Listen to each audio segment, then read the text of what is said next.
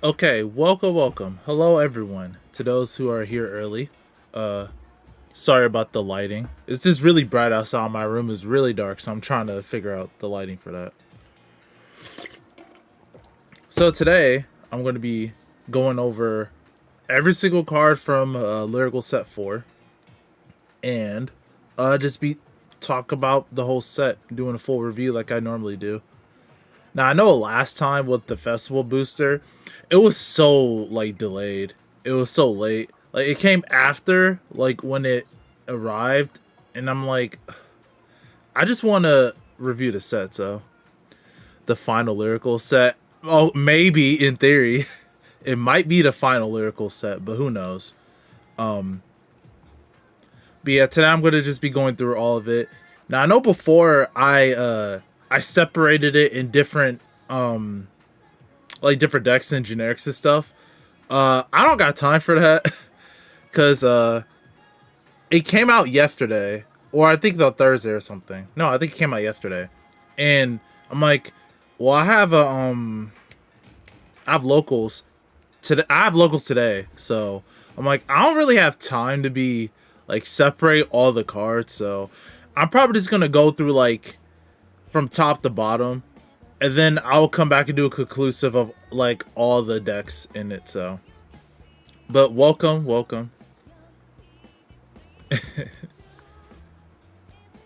But yeah, I'm actually excited for sneaks. Hey Ish, welcome everyone, welcome. So yeah, we finally have the full card list for Lyrical Set 4. I was wondering what they was going to do it, but they was actually early this time, thankfully. And they put it in deck log, so I'm happy about that too. Before we actually start, I forgot to get it up, but I know they did other stuff for the set as well that Japan didn't get really. If I can find it. These are just all the different rarities. Okay, so first off, we get a lyrical world or original art, and it's a PG. It's the same as like the normal PGs, but I'm actually kind of glad that they did this. For one, it helps with Patrolka too. If you just want to bling out your deck, and two is just another card just to add to the pool for like if they want to do more Highlander stuff in the future. We just have more availability with that. But it's the only rarity of the card, so this might be a bit expensive. I wish I would get it. I mean, I wish I could get it, but we'll see. And also, there's other stuff too. So the sneak peek promo for this set is Signe, which is funny because if they put Riley here instead, I think a lot more people will play Herminia because Signe is not really like the main driving factor of the deck. It's really Riley. And also I think these are like tournament pack cards. So we had the Celestial Grade 2. This Grade 2 on hit order, you could like look at the top 7 and grab a Grade 2. I may grab an order. I think it's 2 orders or just one. No, this is 1 order. Yeah. This is 1 order. And Kyrie's Asmi promo. I think it's good that they're reprinting some of these. And Miusta, I'm going to get this Miusta 100% because I want to bling out my deck. And I do not have the FFR, and I don't like the way it looks, so. I know not a lot of people on my locals are going to play it either way, but I'm just going to still try to get her myself. And Jennifer, I'll probably get this one too. I don't have her FFR. I like Jennifer a lot. This one allows you to play an order from your drop zone. I'm not going to go over skill because I already reviewed it. And we have La Plume, just another card that they decided to reprint. Just get the LSR fam. Wait, for which one? You mean Herminia? Good cards. I mean, a lot of people say it's questionable with the cards that they chose. They could have chose better ones. Yeah, if I had the money, bros. I just don't have it right now. I'm still waiting for my tax return. It's only 300 each. 300? I'll wait till like I'll wait till it goes down in price. That's a bit too much for me. But anyway, let's get started with reviewing all the cards because we're going to be here for a bit.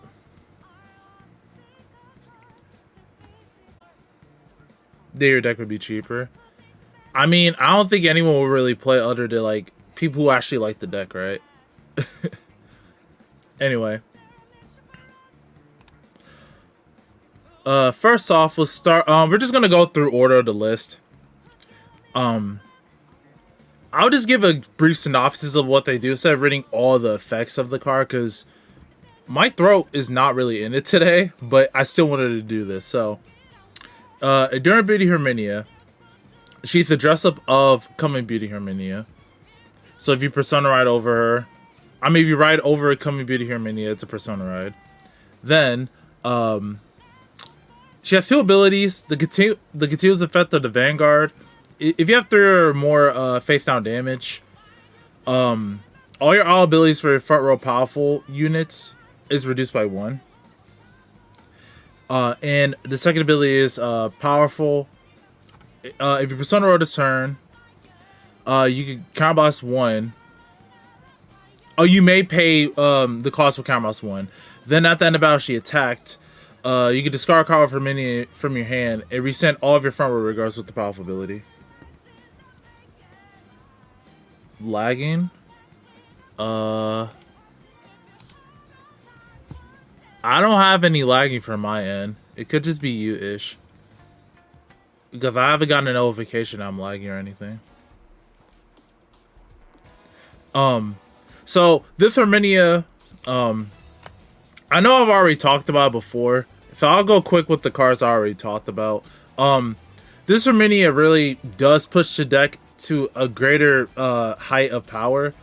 So when you persona ride, you're basically, if you have 3 or more face down cards in your damage zone, she essentially becomes free if you persona rode, and she just resends her front row. Now there are some cards that just doesn't work with this, like Hopla, which you have to specifically be chosen, but she just targets all, so it doesn't activate. But cards like obviously Riley, Liliana, or any other future powerful cards that just like gain a lot of power or just has a reduced cost of counterblast 1, it's now free if you persona ride or just use her continuous effect. It's really good for the deck. We'll talk more about her support later, but I think the cards is really good right now. And we have Gorgon Eye Siana. So she has 3 abilities. So on Vanguard Circle, if your opponent's Guardian in front row Vanguard Circle have a total of 2 or less units, this unit gets a critical in the drive. And auto, when this unit is attacked, cost, put a trigger unit from your hand into the soul. This unit gets 15,000 power to the end of that battle. In Vanguard Circle, at the end of the battle, this unit was attacked by rear guard. If no cards were put on Guardian Circle this battle, your opponent chooses a card from their hand and they may discard it. If they did not discard a card from their hand, bind that rear guard that is attacked. I love this card just for how unique it is and is very defensive. My issue with this card is that like it doesn't really have that much pressure going for it. But like in premium, this has some nice applications too. Whenever we get more like better defensive cards or cards that you can use while putting to Guardian Circle and stuff like that. I have played this card quite a bit, a little bit. I do think it's fun. It's just not very strong at the moment. Oh, okay. Next we have this grade 3, Color Pop Dragon, Welbroga. So this has 2 abilities. When this unit is placed on regular circle or put onto Guardian Circle, choose up to 1 grade 4 card for your hand and reveal it. If you reveal a card or your Vanguard's grade is grade 4, oh no, it's 1 ability. If Vanguard's grade is grade 4, perform one of the following according to the circle this unit is on. So on regular circle, you can counterblast 1. It is you can draw a card, and this unit gets 10,000 power to end the turn. And the second ability is if this unit is put on Guardian Circle, she gets 15,000 shield. No, it's 2 abilities. And then the second effect is auto when this unit is discarded from your hand while riding a grade 3 from the ride deck or paying a cost for a stride, draw a card. So this basically is a cycle. If you discarded the stride, this works as premium as well. Or when you ride to grade 3 from the ride deck. So if there's any deck that wants to like run this but also has a grade 4 like Kyrie or any other future stride deck sets in standard, you can. This can also be played at premium if you stride and you call it to Rigard Circle. Is this a 23k and you combos one to draw? I don't think it's that strong at premium. The Guard Circle effect, I don't think it's that strong either because you have to be on grade 4. Like, even in Highlander, the only card you'll be on grade 4 on is Inesca, right? Or Laura. Well, no, sorry. You wouldn't because you'd be on Reindeer. Well, if you play any other Highlander deck that uses those grade 4s, then yeah, I mean, I guess it's an option, but I think this card is very good in Kyrie if you're playing the grade 4 variant. In other decks, I mean, I don't really see a use for it in other decks at the moment. Okay, next we have Top Idol Pacifica. So just 2 abilities. Act once a turn. Cameras 1 to put a card for your hand on the bottom of your deck and draw 2 cards. And auto, Vanguard Circle. When this unit attacks a Vanguard, cost Cameras 1 and Soul Blast 1 card with Pacifica in its card name. Search your deck up to 1 normal unit. Call it to an open Rigard Circle stuff for your deck. I like Pacifica with her skill. I like the deck very much. It's very fun. It's a lot more open-ended than you think. There's a lot of decision making you can't make. It's just not one of the stronger decks just due to like not having that. It doesn't have a great early game, as well as just its first grade 3 turn isn't as strong. Boo! I know. But I don't know. Like Prism just doesn't vibe with me for some reason. Like I like Pacifica as a deck. It just doesn't vibe with me. It could have been Coral. I mean, maybe next time, right? Maybe next encounter. How many just got crack on lyrical cards? I mean, as long as you aren't doing too many, I don't really mind it. Okay, triple. Wait, is it triple trick? Yeah, triple trick Finno. Now here's this is a funny boss unit.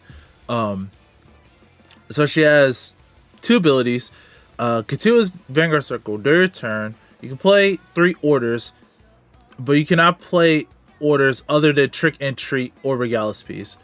And the second effect is when this unit attacks, if you play 3 or more orders this turn, cost Camus 1, choose one of your regards, it's in the end of turn.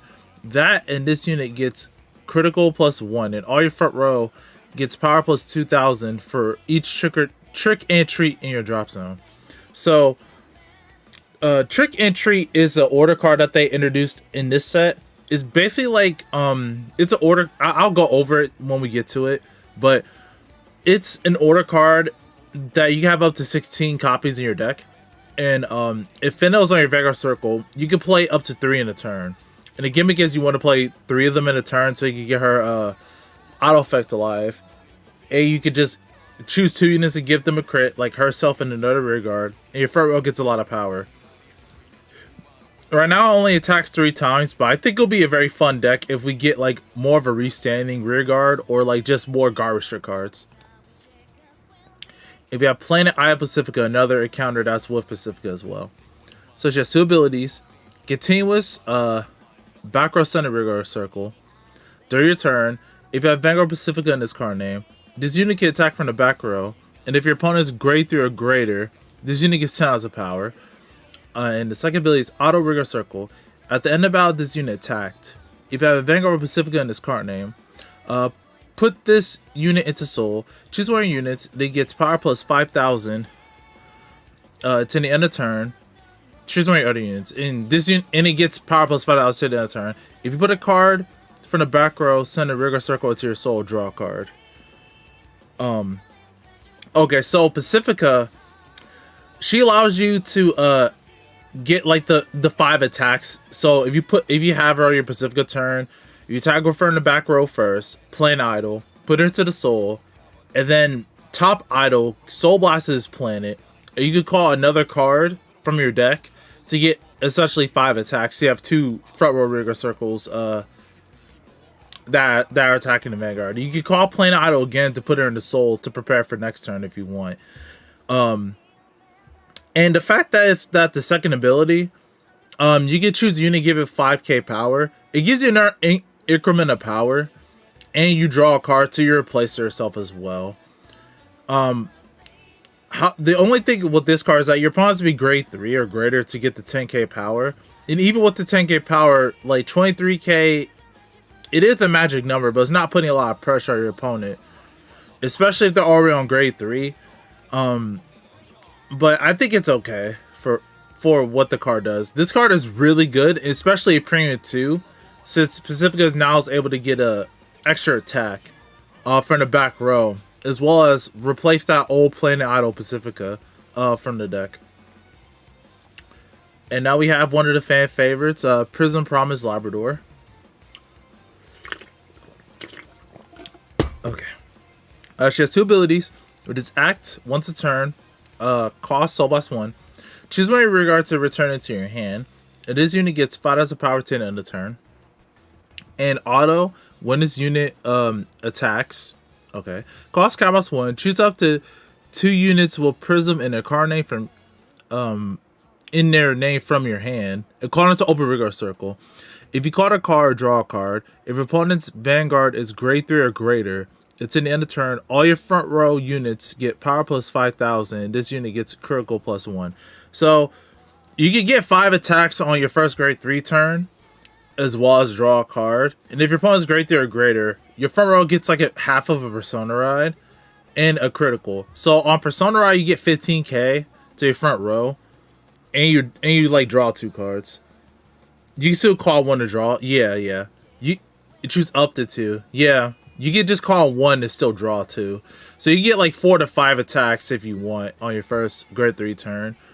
And the act skill, being able to bounce any rear guard, well, as long as it isn't locked or anything, right?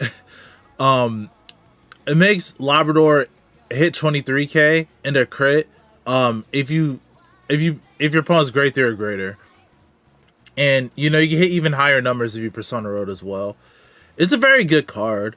I just wish that, you know, all Prism had more synergy of premium, but there's only so much they want to print. Now we have Full Moon Magic Fortia. So Fortia has 3 effects. The first one is Dress Up will mimic Fortia. So she rides on top of mimic Fortia. It is regarded as a Persona Ride in the same card. So she has 2 abilities, which is the first one is Friend. Vanguard Rigor Circle. If you have another unit in the same column as this unit, that unit and this unit become friends. And if you have 3 or more other friends, this unit gets Dry plus 1. And the second ability is Auto. Vanguard once a turn. If your Persona Road this turn, this cost may be paid with Mouse 1, discard a card from your hand. At the end of the battle, this unit attacked. If you have 5 or more other friends, discard a card with 14 in this card name. Stand this unit and then get drive -2 to the end of the turn.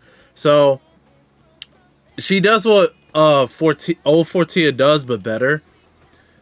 I think this is honestly just a better upgrade to Fortia, where you could ride this in your ride deck as your main grade 3 and just literally have the old Fortia used as a discard fodder. Now you can't play like the way that they probably intended you to do, to like have the old Mimish Fortia and then Persona Ride to this. But I think you having a triple drive on your first grade 3 turn helps the deck a lot. Because you're already like tossing a bunch of cards down early to be aggro. Now we did get the deck increase, but even so, I still think the deck is still aggro. Like, I don't think there's any like mid-range you can do with the deck. This deck's greatest strength is that you're able to like restand for a very cheap cost in the aggro while bouncing stuff back. Like Kyrie can do that too, but it's not as smooth as Fortia. So either way, like you can Persona Ride on top of herself and get the Counterblast 1 to discard a card, but your Counterblast is used for other cards like Melty and stuff, and like other cards you might be playing like Ducala. So you might as well just discard a Fortia from your hand for no cost, right? Other than just a Persona discard. So that's just my 2 cents with Fortia. And another favorite from this set is I'm not even gonna say the first name. I'm just calling her Charmute. So she has 2 abilities, which is Act, Vanguard Circle. Once a turn, cost -1. Just the 2 grade 2 or less cards with Lavore in their card name from your soul and call them to Rigard Circle. If this unit gets power plus 5,000 to the end of turn. And second ability is Auto Vanguard Circle. What is unit attacks? Why not boosted? If there are choose 3 of your grade 2 or less Rigards with Lavore in their different card names, and increase or decrease their power to match this unit's power until the end of turn. If this unit's power is 33,000 or greater, and your opponent's Vanguard is grade 3 or greater, cost Soulbox 2. Until the end of turn, the Rigard in the back row center column chosen by this ability can attack from the back row and perform drive checks. Okay, that's a mouthful. So this is basically Lyrical's version of DP, but you share the power from her to your Rigard to like Melody. And once you get her to 33,000 power, and your opponent's grade 3 or greater, you give your grade 2 or less Rigard a dry check in the background attack. So you get 4 attacks that are scaling above 33,000 or greater, and you're getting 3 dry checks. There's a reason why this was like a meta deck in Japan for a little bit, and then Prism started to overtake it, which I can understand why Prism started to, just because how I think it was probably because of Shiranui Luar maybe. But this deck, honestly, regardless of what other people say, I think this deck is solely carried by Recrease, the grade 1 that just gives a unit 10k power. It literally does half of the work for her. Like, you give it 10k power, she uses her first ability and another 5k. Like, it just does half of the work for the deck. And oh yeah, okay, so now we're getting to the support card. So this is for Siana. Jack of Parade. Theirtheus? So there's 2 abilities. Auto, when this unit is placed on Burger Circle, choose one of your opponent's front row rear guards. You may return the hand. Oh, I forgot about these cards coming out. And Auto Burger Circle, when this unit attacks the Vanguard, if you have Vanguard Siana as card name, cost Karmas 1, and this unit gets 5,000 power to the end of that battle. For each of your opponent's open for a Rigor Circle, this unit gets 10,000 power. Oh, 10,000 power or greater. Oh, this unit's power is 10,000 power or greater, draw a card. Okay, my bad. So, basically, for Siana, you can have... There are cards that she has that, like, is on place. It bounces your opponent's rear guards back to your hand to open up the front rear guard circles. This is one of your best attackers because she's able to hit magic numbers. I mean, she's able to hit magic numbers for relatively cheap, and she draws you a card. Denial Griffin. Yep. Also, the best thing about this is that in Premium, you call this with Citron and choose one of your opponent's front row rigor circles to return the hand. Now, this is the best we're ever going to get to like a pseudo Denial Griffin for Bermuda in Premium. But this and another grade 1 are able to do the same thing. But for no cost, I absolutely love this. Like, you literally just discard a heal in this, and then you could save yourself 2 attacks. Now, there are cards in Premium that obviously have resist or can't be chosen by effects, but, like, it's something. Oh, yeah, the Kyrie card. Soaring Bubble Penelope? Penelope? Is it supposed to be Penelope or Penelope? Anyway. She has 2 abilities. Continuous Rigor Circle. During your turn, if a grade 3 or greater Vanguard with Kyrie in this card name, this unit gets 5,000 power. And Auto Rigard once a turn. When your other front row Rigard is returned to your hand by the ability of your grade 3 or greater Vanguard with Kyrie in this card name, call +1. Sell your Rigards in the same call as this unit. And if your Vanguard is grade 4 or greater, excuse me, all of your front row units get power plus 5,000 in a turn. So, in grade 3 Kyrie, this is really good. Like, if you're doing a Persona-based deck. It's really good because you're able to essentially, like, if you persona ride, you don't have to like do like these awkward calls with uh La Plume and like trying to make good numbers. This already makes a good number by itself. So like it's 15, it'll be 20, it'll be 25 a persona. You just resend a column, so you're just getting the full power again. So you could just focus on your other column of like hitting a good number. And for grade 4, will you call like a front row back again, or you just call 2 units? Your front row's gonna get 5k, so they're gonna get 10k power. Will you call? Sorry, yeah. Wait, call someone. Sorry. Okay, sorry. I thought I was misreading something, but uh, overall, like I think this card is like really good for both variants. Now, Soul can be an issue, uh, especially like for grade 4. It can for grade 3 as well, but we have ways to circumvent that just by persona writing. Grade 4, you need to make sure you keep carrying your soul so you can like keep doing her auto skill to keep bouncing and calling. And we have a very good generic grade 2, One Night Witch Strega. Yeah, so auto when this unit is placed on regular circle, other than by a unit's card ability. If you play a normal order this turn, cost soul plus 1. Look at the top 5 cards of your deck. Choose as a 1 card with grade less or equal to your Vanguard from among them. Reveal it. Call the rear circle. If it is a unit card, put it into your hand. Wait. If it's a unit card and put it into your hand, if it is a unit card and put it into your hand, I think I might be misreading that. If it's a normal order, shuffle your deck. Second ability is auto. When this unit attacks a grade 3 or greater unit, if this unit was placed this turn, cost counterboss 1, draw a card, and this unit gets tossed power to end a turn. This card is really good. Like, it's surprisingly how strong this card is, and it only scales within time. Like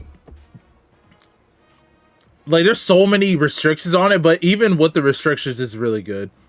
You can't call it from a unit's effect. So like say like you're playing Kyrie or something and you use her persona or a grade 4 effect, you can't use the ability if it was placed by usability. So they really want you to just use it main phase, which is fine. And if you play normal order this turn, which, spoiler alert, there's some good orders in this set and upcoming in Divine Z.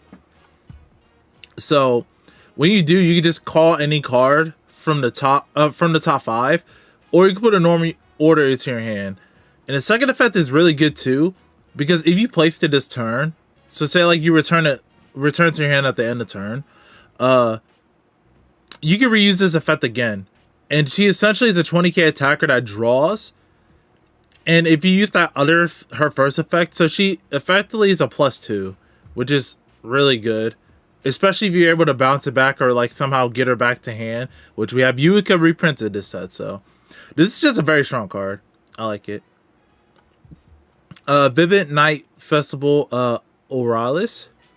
So this is triple R. It's a great one. So when this unit is placed on regular circle, cost counterboss 1. Shares deck up to 1 grade 2 or less card with Lavore in its card name. Reveal it, put it in your hand, shuffle your deck. And act regular circle. If you have a grade 3 or a greater Vanguard Lavore in its card name, cost rest this unit. Choose a card from your drop zone, put it to your soul. Choose one variance that gets 5 as a power to the end of the turn. This card is also good. She searches your key pieces from the Rye line to add it to your hand. And you could call it, obviously. And the second effect is just really free. Resting her to give your Vanguard 5k power. Like I said, if you use the Vanguard's effect, her effect, and Rushis, you're able to get to 33k easily. So this is just a very strong card. And we have Yuika. I don't have anything to say about Yuika, except reprint more of her.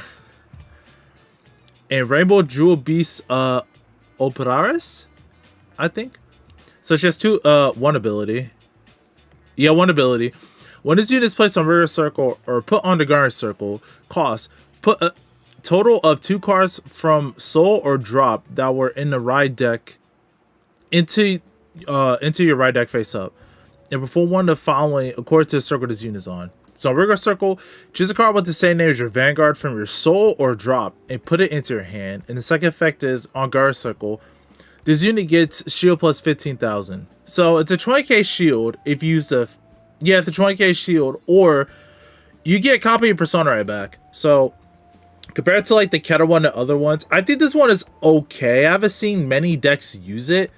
However, I think this would be like more played in the future, right? So I'm mostly gonna only play like 2 of this, just because you can't like add more cards from your ride deck. It to be a maximum of 4, so you can't use it like 3 times in a game. But I think being able to get like a copy of your Vanguard if you accidentally soul charged it somehow, or you just Persona road or you want to get it back, is really good. I'd be prepared for next turn. So I think this is a really good card. Not as like strong as like the Keter one or some other ones, but I think this one's a strong one. Next we have Prank Explorer Crispina. So she has 2 abilities, which is when this unit is auto, when this unit is placed on rigor circle, cost -1, search deck or drop up to 1 trick and treat, reveal it and put it to your hand. If you search your deck, shuffle your deck. And the second effect is continuous rigor circle. During your turn, if you have 3 or more trick and treats, this unit gets power plus 5,000. So this is a 13k beater if you have 3 or more trick and treats. And you can search your deck or drop up to 1. So you could compress your deck of 1 trick and treat, or you just get a trick or treat from your drop. This is a really good card. Like, I use this a lot. I really like it if I want to just compress my deck, or if I want to like maximize the amount of like CB I use a turn.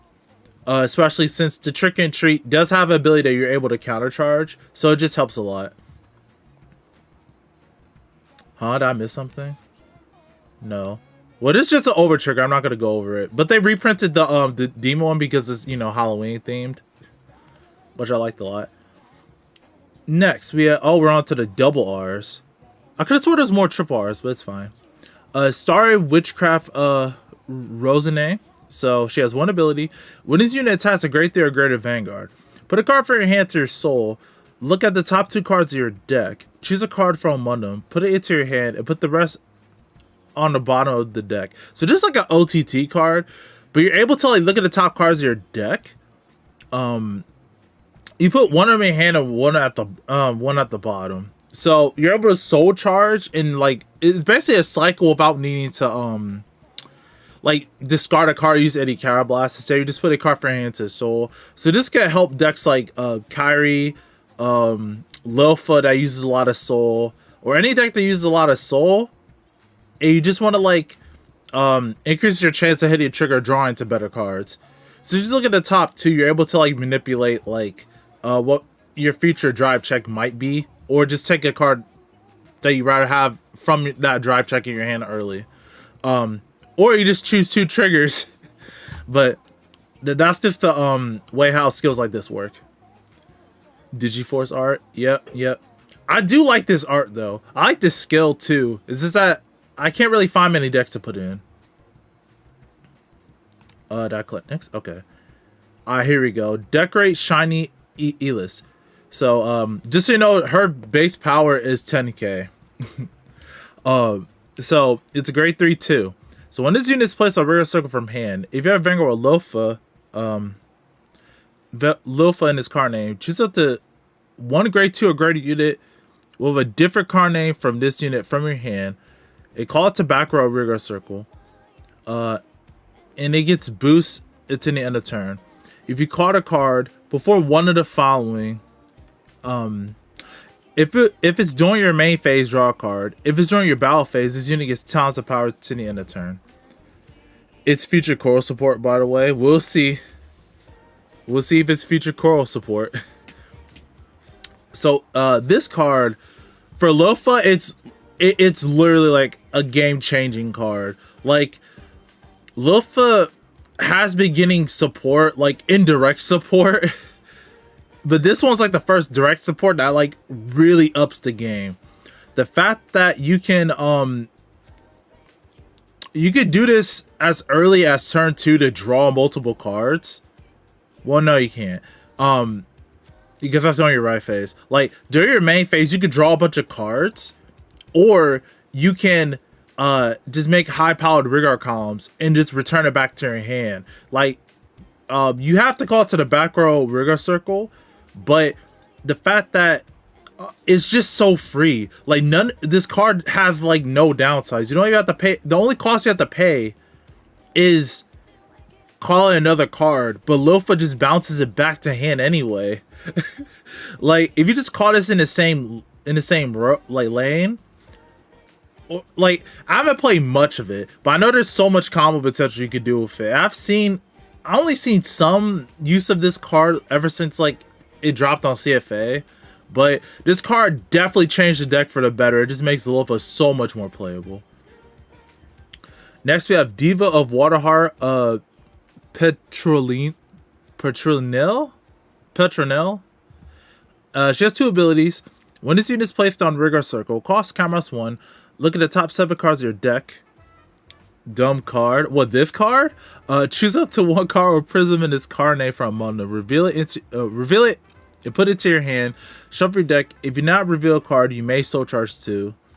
And the second effect is auto Rigor Circle. At the end of battle, this unit attacked. If you have a Vanguard Labrador or its card name, you may return it to your hand.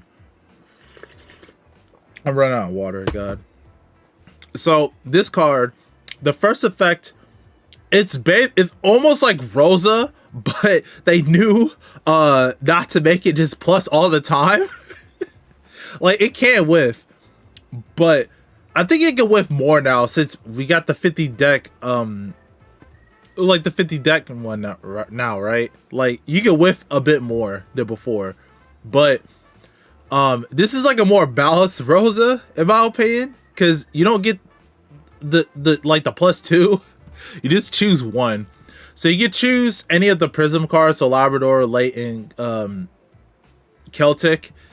But if you whiff, you may soul charge 2.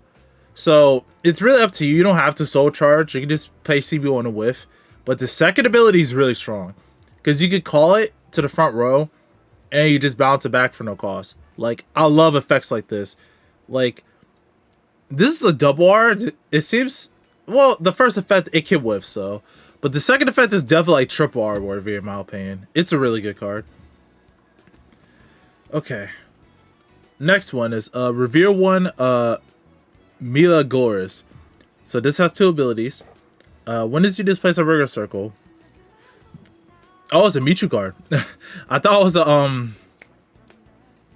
was a I'm thinking the other one, Fortia card. Anyway, if you have a Vanguard with Michu in its card name, put a card from your hand into your soul. Choose a cannonball from your drop zone to put it in your hand.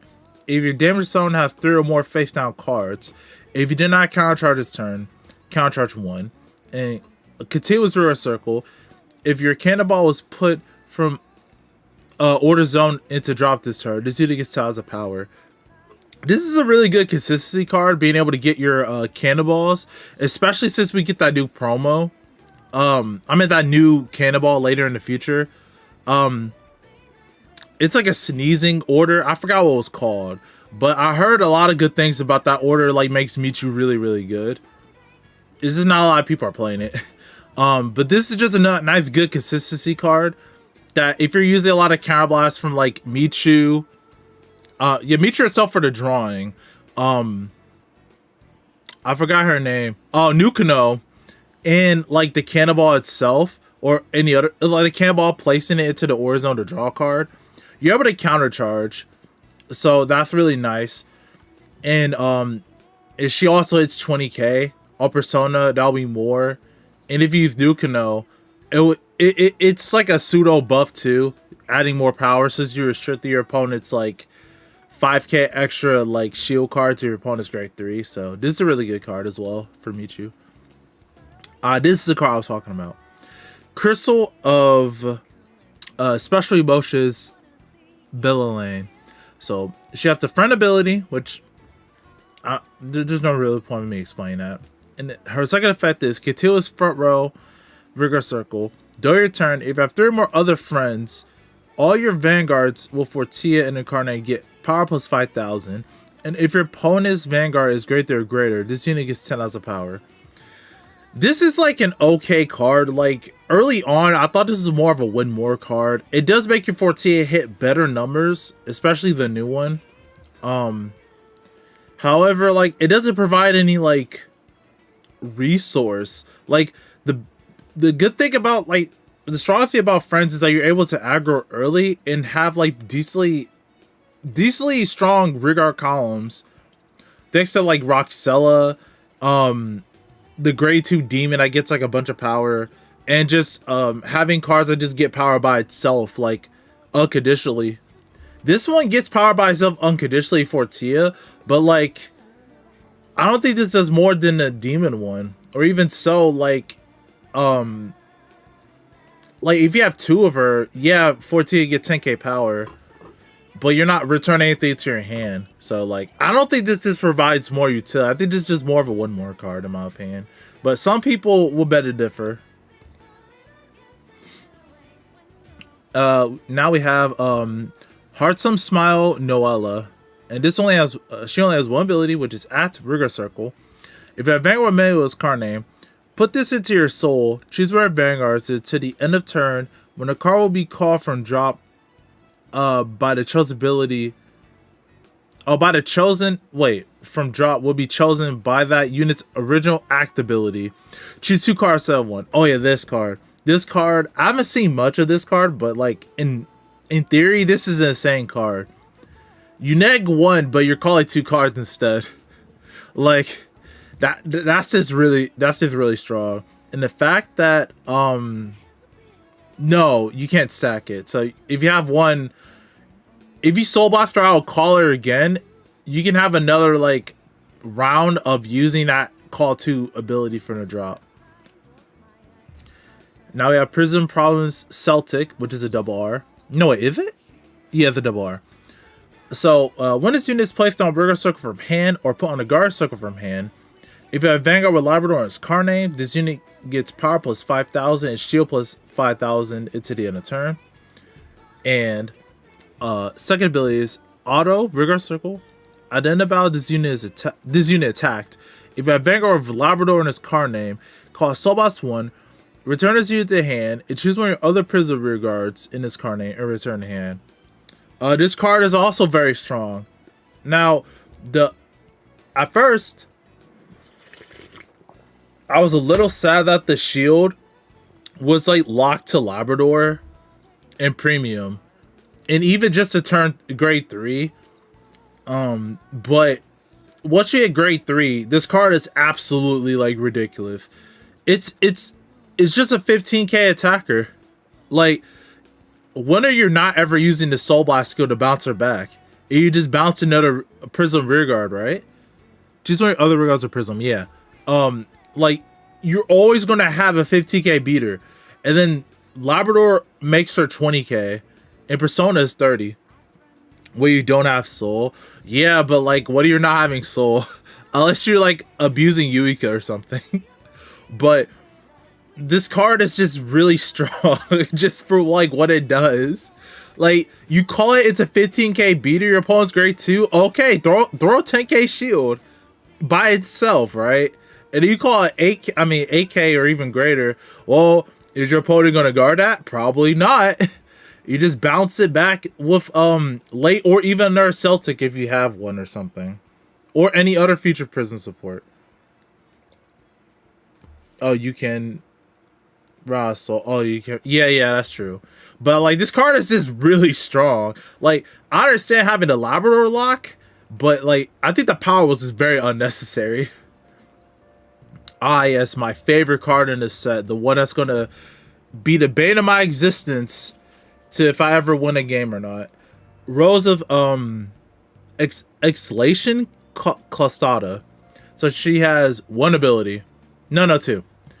Auto. When this unit is placed on a Rearguard Circle, if you have Vanguard with the powerful ability, cost Soul Boss 1, look at the top 5 cards of your deck. Choose the one card with the powerful ability, a different name from this unit among them and reveal it. Call it to rigor circle if it's a grade 2 or less unit, and put it into your hand if not. If you put a card into your hand, choose a card from your hand and discard it. Shuffle your deck. And the second ability is powerful. Continuous guard circle. If you have a Vanguard for mini in its card name, and your soul has no cards, this unit gets shield plus 5,000. I've been asking for forever. Can we get a powerful searcher or just call from deck? Barrel count this card. Barrel count is Herminia overall. Remember that one time I was playing Deer Days, and I was trying so hard to win against Barrel. I'm like, this is an impossible matchup.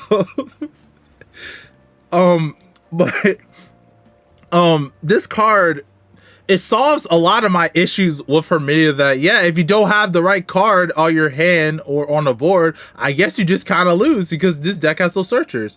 Unless you run like a bunch of drawing cards, or like you put more draws in your deck. Which, while I want to play more draws, I just rather crit my opponent to death.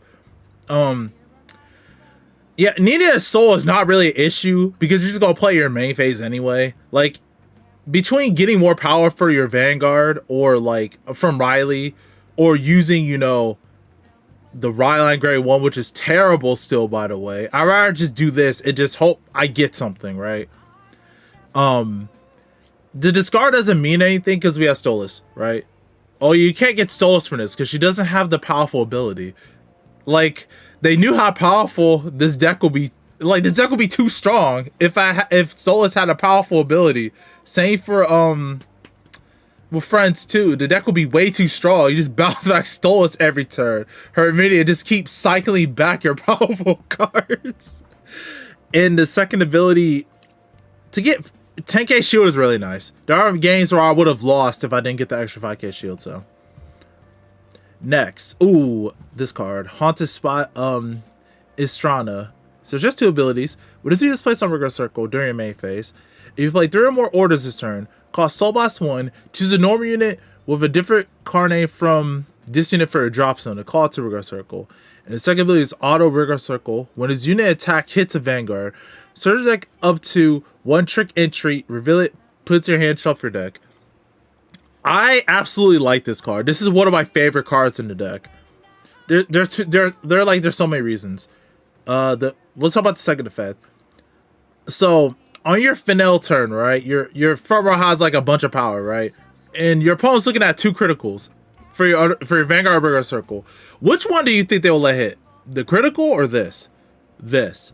So you get your trick entry from your deck or drop for free. Wait, from your deck.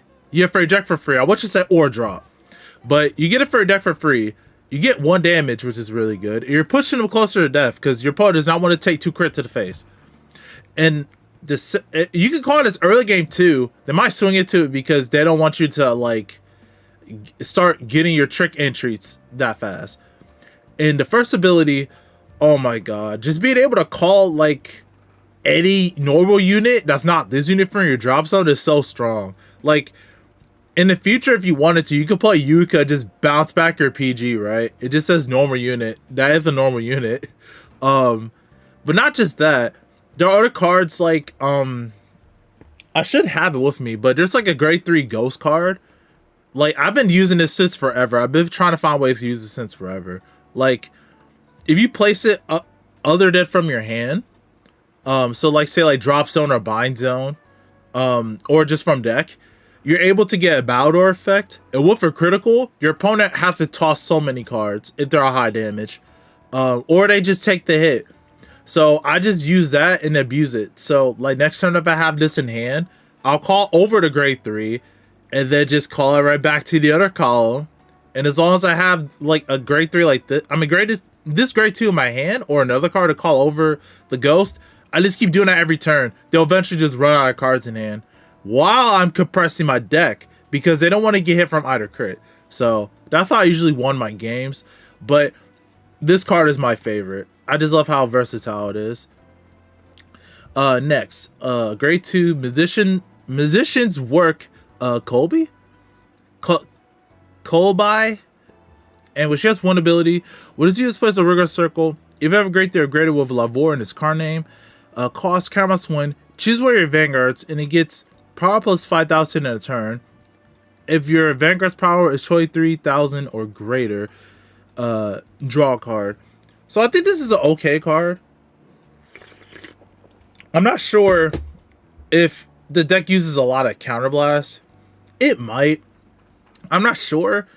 The only issue with this compared to like the triple R is that the triple R is free. And this one, like, you have to place it and you have the counterblast one. Like, I get it because you're able to replace yourself a draw, but she doesn't have Lavore in her card name, so she won't get that much power. Unless you have like a gray one in the back row that's boosting this for like 43 or greater, so. I think it's an okay card, just not the greatest. Oh, Lottery Lollipop Miram. Oh, this is a Letitia card. She has 2 abilities. When you displace a regular circle, if you have Vanguard with Letitia in its card name, cost discard a card from your hand. Look at the top 7 cards of your deck. Choose up to 2 cursed plays from among them, reveal them, and put them into your hand and shuffle your deck. If you not reveal any cards, draw a card. Continuous regular circle. If you played a cursed order this turn, this unit gets boost. Oh, this card is even way more better now since that promo came out. There's a new cursed order promo that came out that boosts Letitia like a lot. It makes the deck so much more consistent that you don't even have to high roll anymore.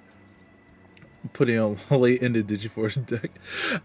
I mean, but this card is cracked though. Like, the fact is that you can search up to two cursed orders is crazy.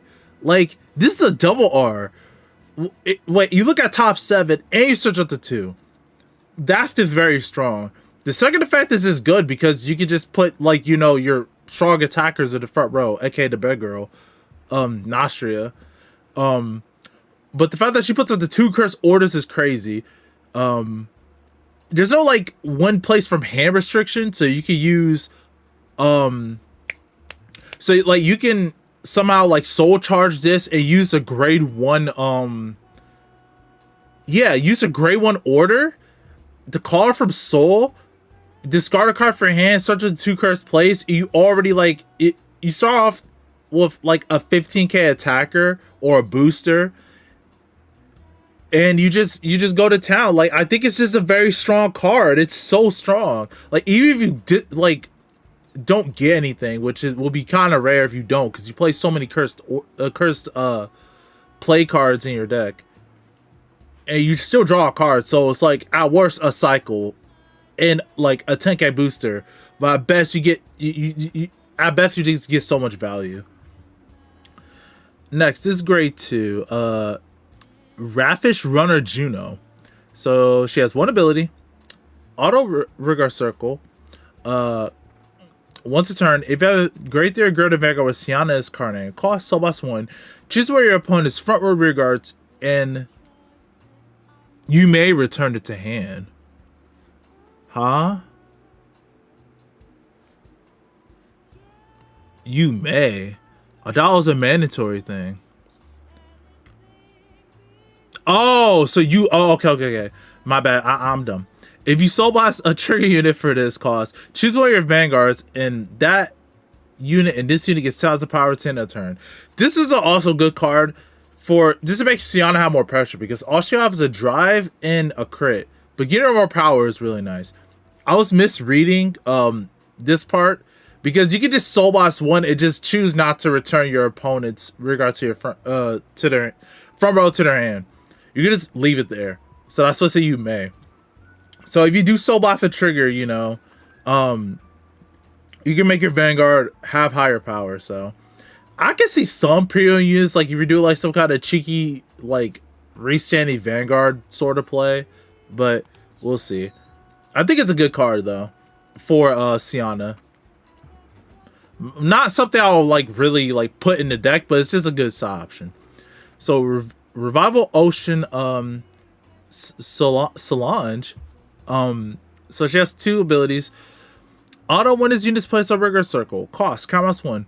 Look at the top 7 cards of your deck. Choose the 1 card specific in this card name from among them. Reveal it and put it in your hand. Shuffle your deck. If you don't reveal a card, counter charge 1. And the second ability is Auto regular circle. When a unit attacks from the back row, center rigor column. This unit gets 5 as a power 10 end of turn. This card is basically a Burning Horn Dragon for Pacifica. You get 20k if you call 2 if you have a planet, you call it from Pacifica planet. Yeah. It's a good card. You could call it early game too. If you have Yuika, just bounce it back. And you just keep digging your deck for Pacificas. It's just a good card. Like, it doesn't have much. I think at premium it's a lot. It's really strong though. You play so many Pacificas you never whiff, and like, there's ways to countercharge a premium. Like, we literally have a free countercharge grade 2, so I don't think that's an issue. And another double R. First time into the fray, Rabalilla. So this has one ability. Auto when this unit is put on deck from Rigor Circle. Oh, from deck. Wait, this unit is put on the deck from Rigor. Wow. For Rigor Circle during your battle phase.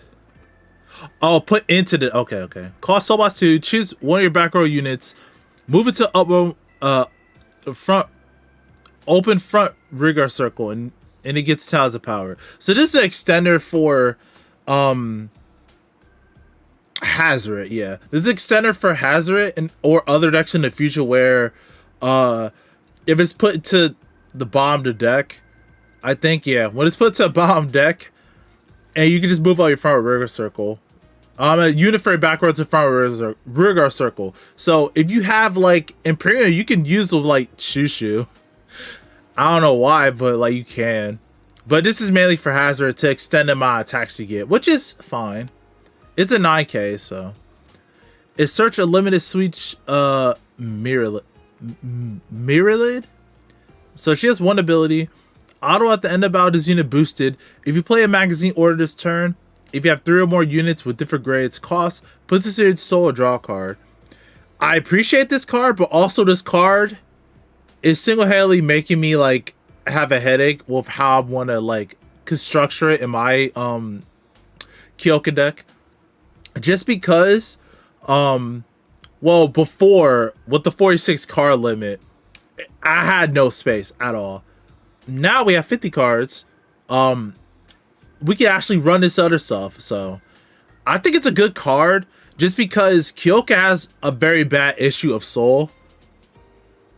Hey Zex, welcome. Glad to see you're back. Yeah, I took off for Vanguard for a little bit, but I'm back. I had a video uploaded like a couple of days ago, but I'm streaming just to get this set out of the way. I'll be streaming and doing more content in the future. So, you missed the triple R section, but we're on the double R's right now.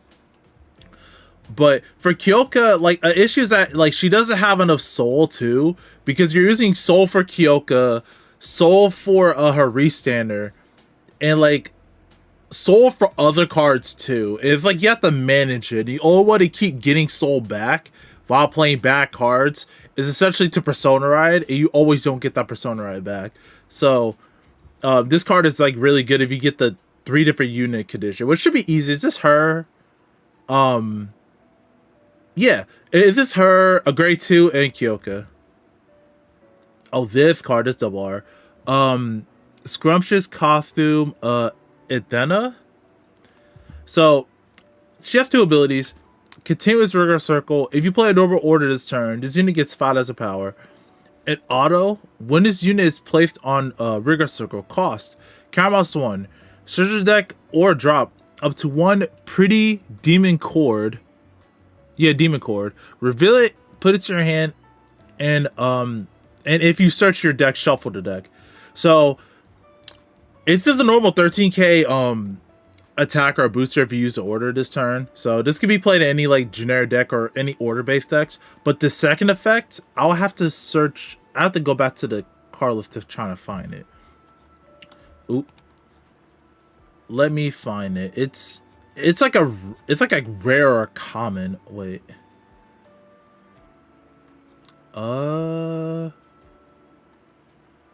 It's an order. So I have to. Here we go. This card. So she searches for this common, and it's really good. So choose one of your rear guards, and it gets auto at the end of your turn. Return this to your hand until the end of turn. Okay, and at the end of your turn, cost discard a card from your hand. Choose a pretty demon card from a drop zone and put it to your hand. So that grade 1 in this allows you to essentially have a very, very, very, very, very budget Eureka. So if you have like a card you want to return back to your hand, just play the grade 1 in this order. Choose any unit you want to like return back to your hand, like at the end of your turn, and then you return it back. And if you want to keep calling that card back over and over again, you just have to discard a card for your hand and return it. It's very budget, but I appreciate the thought that they did this. But also, this allows you to play Strega as well. So you can have like this whole generic order-based engine. It's not, well, it is sort of an engine. Like, sort of, yeah. Because you're able to draw cards, call cards from your deck. You're able to like select other units to bounce back to hand. The thing is with Strega, you can't really choose Strega yourself, because Strega only activates if you select an order. Now, if you have another Strega after that, sure. But, like, no, it doesn't even work that way. Never mind. Forget that. But you have a very budget Eureka. Like, a very Walmart sort of combination Eureka, but I appreciate it. I like that they considered that.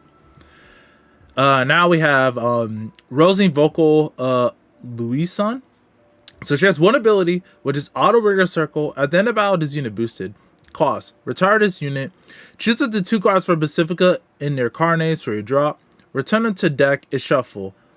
If you chose 2 cards, countercharge 1. This is really good. You're able to cycle back your planets, since you're able to search for them constantly with the Burning Horn clone. You're able to put back top idols too. In Premium, you're able to put back other Pacificas that you used for like that got like discarded or something like that. And the counter charge is nice. The issue is that she has to boost and has to retire. However, I think it's okay. You get like a counter charge to put 2 back, but you can also just put up to 1 back to your deck.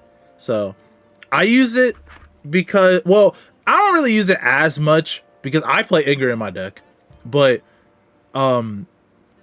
it's just good to be able to cycle back your Pacificas if you ran out, and you know, she does shuffle, so you're able to get back your planet idols and your top idols back.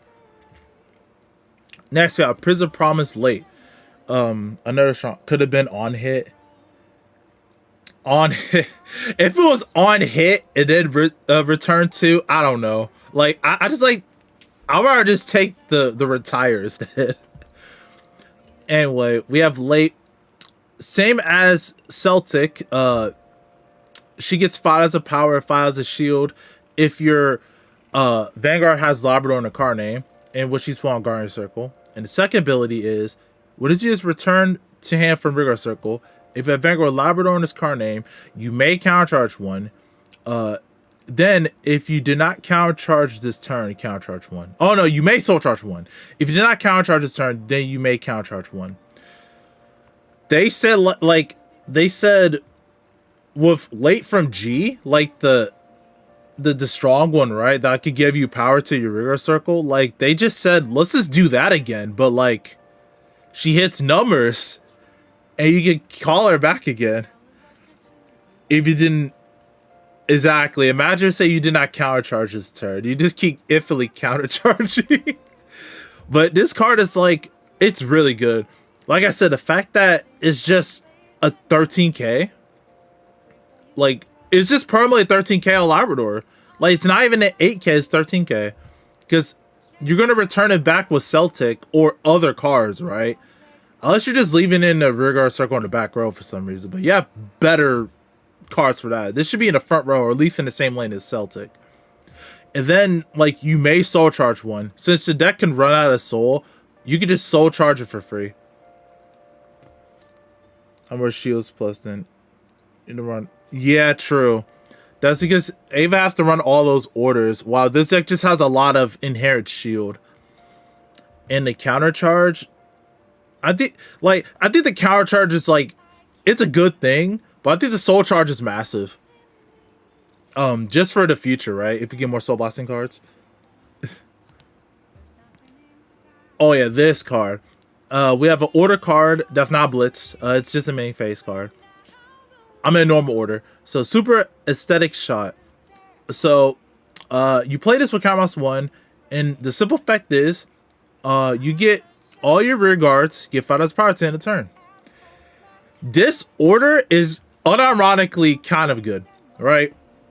So let's think about it. Compared to like that stupid whale order that was CB2 to give all of your rear guards 5k. You know, you choose your Vanguard, all your rear guards get like 5k, right? This one is CB1.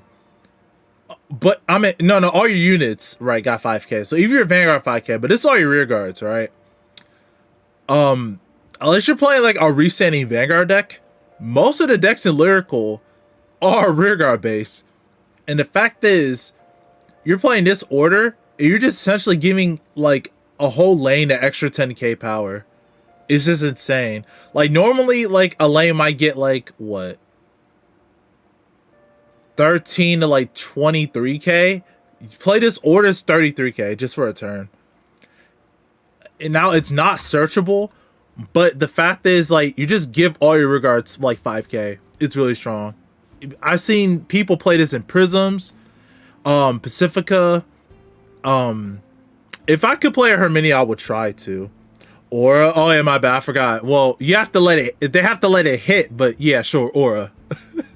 Aura is. Yeah, Aura's a card too. I've just seen many decks try to play this card. Like some played at 3 to 4, not 4, but like 3 to 2 copies, and it works. Like it's basically like a mini Persona ride in like a grade 3. I think it's just strong. Okay, next we have Grazing Trails of Many Greedy's novella. So she has one ability, Rigor Circle. At the end of your turn, if a Vanguard Patroka in its card name, put this unit into your soul. Choose up to 2 relation waiver Patroka for your soul or drop. Put one of them at the bottom of your deck, put the rest to your hand. Okay, I will go through all of them. Yes, we're going through all of them. Because no one else, I'm serious, what other channel or content creator goes through all the Lyrical cards from a set? No one. So I'm going through all of them because someone has to do it. So this is going to be played as a 1 of or 2 of, but I think Patroka is going to get very scary in the future. Like the fact that Patroka has a promo that acts like another her, right? So you have more consistency of hitting her, but also this card is going to get that promo and Patroka herself. Patroka can just pop off on turn 3. Like you can just, if they're pushed to high damage, they can potentially just pop off and kill you. It's kind of like V Reindeer, but not with all the force markers, all the crazy interactions. But this card also existing, like you're able to put into your soul, so that's nice for other future cards. But you just put another Patroka from your drop to your hand, or drop or soul. Oh yeah, drop or soul. Like you just get a Patroka from your soul, put it to your hand, and put the rest of it on your deck. You can just keep cycling through your Patrokas. As well as if there's any other cards in the future that call from drop zone, this is going to be a very strong card. I mean, Patroka's going to be a very strong deck. Now we have this grade 3 Dreamy Spurgeling Ramona. So she has one ability. If you have a grade 3 or greater with Lavore in its card name, put this into your soul and another regard to your soul. Draw a card, choose where Vanguard, so it gets power plus 5,000 to the end of turn. I remember me and Brawls was talking about this card, or someone. It was someone. Me and someone else talk about it. I don't think it's that good. I mean, I think the idea is that you use this, right? And then you put a Lavore back into your soul. You draw a card, right? If your Vanguard gets 5k power, then Charmute herself calls back out that card, and you use this for like the Soul Blast cost. So you kind of plus, I mean, you kind of like wash without needing to like reset up a board, and it gives your Vanguard 5k power beforehand. But it being a grade 3, I don't know. Like it just doesn't seem that great. It's a rare, but like I don't know. It might be more better in the future, but we'll see. Oh yeah, Impulsive Skater Muguin. So this unit has one ability, which is when this unit is placed on regular circle from deck, you have Vanguard will listen its card name. Choose a Jeff card for your drop zone, put it in your hand. Unironically, this card is good. Like, one of my friends, Simply Link, he does have a YouTube channel, and he mostly plays Shao. He puts Shao content, but he's also a big Willissa fan. He's unironically, this card is pretty good in the deck. Just because if you call it from deck, you can just get your gem card back, while having to like go through other hoops of need to like get another gem order back or having the persona right again. That's the only thing this card does, but it's like a nice tech. Next, nothing short of perfection. Luca. So she has one ability, auto. When this unit is retired for regular circle or guard circle, if you have Vanguard with Estes in its card name, you may put this card to your soul. I guess if you're going against like a deck that retires, I mean, I guess it's kind of cheeky because it just goes into soul instead. But like, it's giving you more soul in a deck that like I could kind of see where it needs the soul, but it doesn't have any like revival in it, so it won't really do as much, right? It is a rare. It doesn't provide any like powers. It's like a nice consistency card. Even so, I'm trying to remember. I think we had a card from like, it was a card from set 2, I think, that like goes into your soul when you like discard it or something. I forgot her name. That was like so long ago. Anyway, we have another card, Creative Urge Seblu. So she has two abilities. Auto, when his unit is placed on regular circle. Oh, it's a Kyoka card. If you have Vanguard Kyoka in its card name, you may have this unit get grade +1 to the end of the turn. And auto, regular circle. At the end of battle, this unit attacked. If you play a magazine order this turn, cost puts this into your soul. Choose one of your units and it gets 5,000 power to the end of the turn. This helps with like, hold on. Okay. This helps with like some decks not running a grade 3 to call it a regular circle. Because I know there is a card from set 3 that gets boost if you play the order, but not everyone wants to run that, and I can understand. This can act as that while also like being a grade 2, not at the same time, but like having the option to be a grade 2. And at the end of battle, I attacked. If you soul, which Kyoka needs, and you can have your restander. I forgot her name. Your restander get extra 5k. So she's already hitting like 30k on Persona, 20k without it. So you get 25k and just, you know, put good numbers. Again, it's just that before the update with the 50 cards, I didn't know if I wanted to run this or not in the deck, but now we have 50 cards. I'll try testing with it as well with the new promo. I think it has an interesting place in the deck. It's just that I don't know. I don't feel like it does enough, right? It's a rare, but I don't think it does enough. Next is grade 2. Bustling Streets Olga. So she has one ability, and that is continuous guard circle. We have 3 or more grade 2 or greater rear guards. The unit gets 10 as a shield. I see what they're trying to do with this. You can, I mean, if you do have extra room in Lofa, you can try this, because most of your rear guards are on the board anyway. I can see like it can be used in Lavore, right? If you have 2 grade 2 or greater units, right? It gets 50. It's just a 50k shield though. It's so conditional to use. I don't think anyone would like really play it. I mean, Lofa could, because it is a grade 2 and it doesn't mess up her gameplay. It just adds more shield to the deck, but like I don't think so. Next we have Rattling Good Time Flamey. So she has one ability. When this unit is returned for Rigor Circle during your main phase, cost Camus 1, draw a card, and choose one of your vanguards, and it gets power plus 5,000 to the end of turn. Oh, this is so you can play this in Prism as a way to draw extra cards, as well as make your Labrador hit a bit harder. So she could be 18k turn 1. Bump like on turn 1, if your opponent's grade 2, she could be 18k, or if your opponent's grade 3, you didn't persona, right? She could actually hit 23k if you use this. And you do have a counter charger. It just depends how much damage you have. In other decks, nothing returns in main phase. Yeah, nothing returns in main phase, so you can't really do anything. So I think in premium there are cards that return main phase, but I don't think you want to like play this for it. Next we have Irresistible Vibes Ambel. So she is a friend unit, which I'm not going to explain what friends is. And her second ability is auto. When this unit boosts a unit attacking a grade 3 or greater unit, if you have a Vanguard 14 as card name, you have 5 or more other friends, cost Soul Blast 2. Your opponent cannot call Sentinels from hand to guard circle to the end of battle. So this is like really a win more card.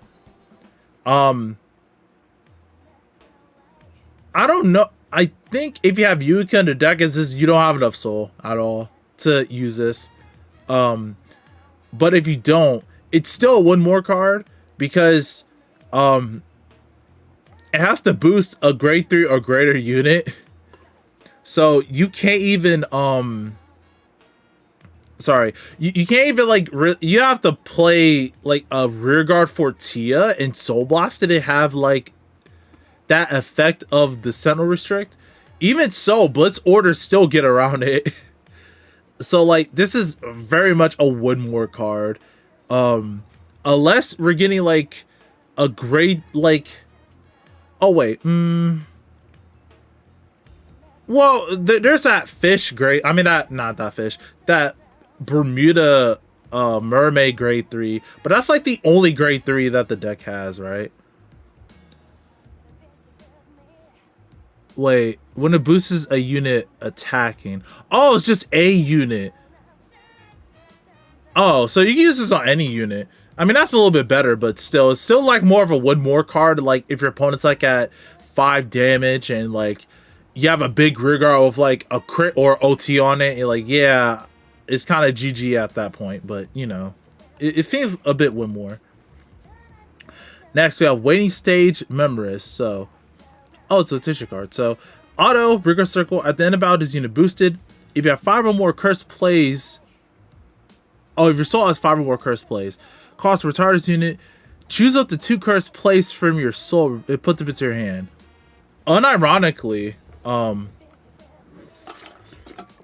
this could be an interesting tech later on, since we have that new promo. You could probably have so many cursed plays in your soul. You could retire, like, have this, retire it, and just start cycling through them again. But right now, I don't think there's not really much use. Unless, this is like an end game card, where most games end by, like, turn 5 or turn 4. But it's interesting, at least. Anyway, next card is Whimsical Skip Loop Rot.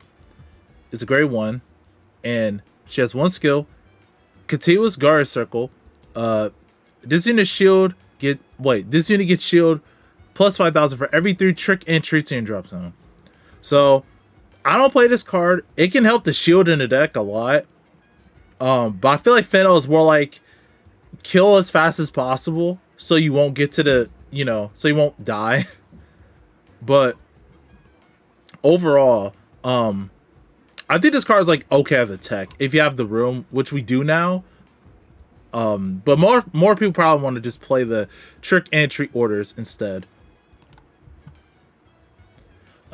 Actually, one moment. I'll be right back. I'll still be continuing, so just hold on for one moment.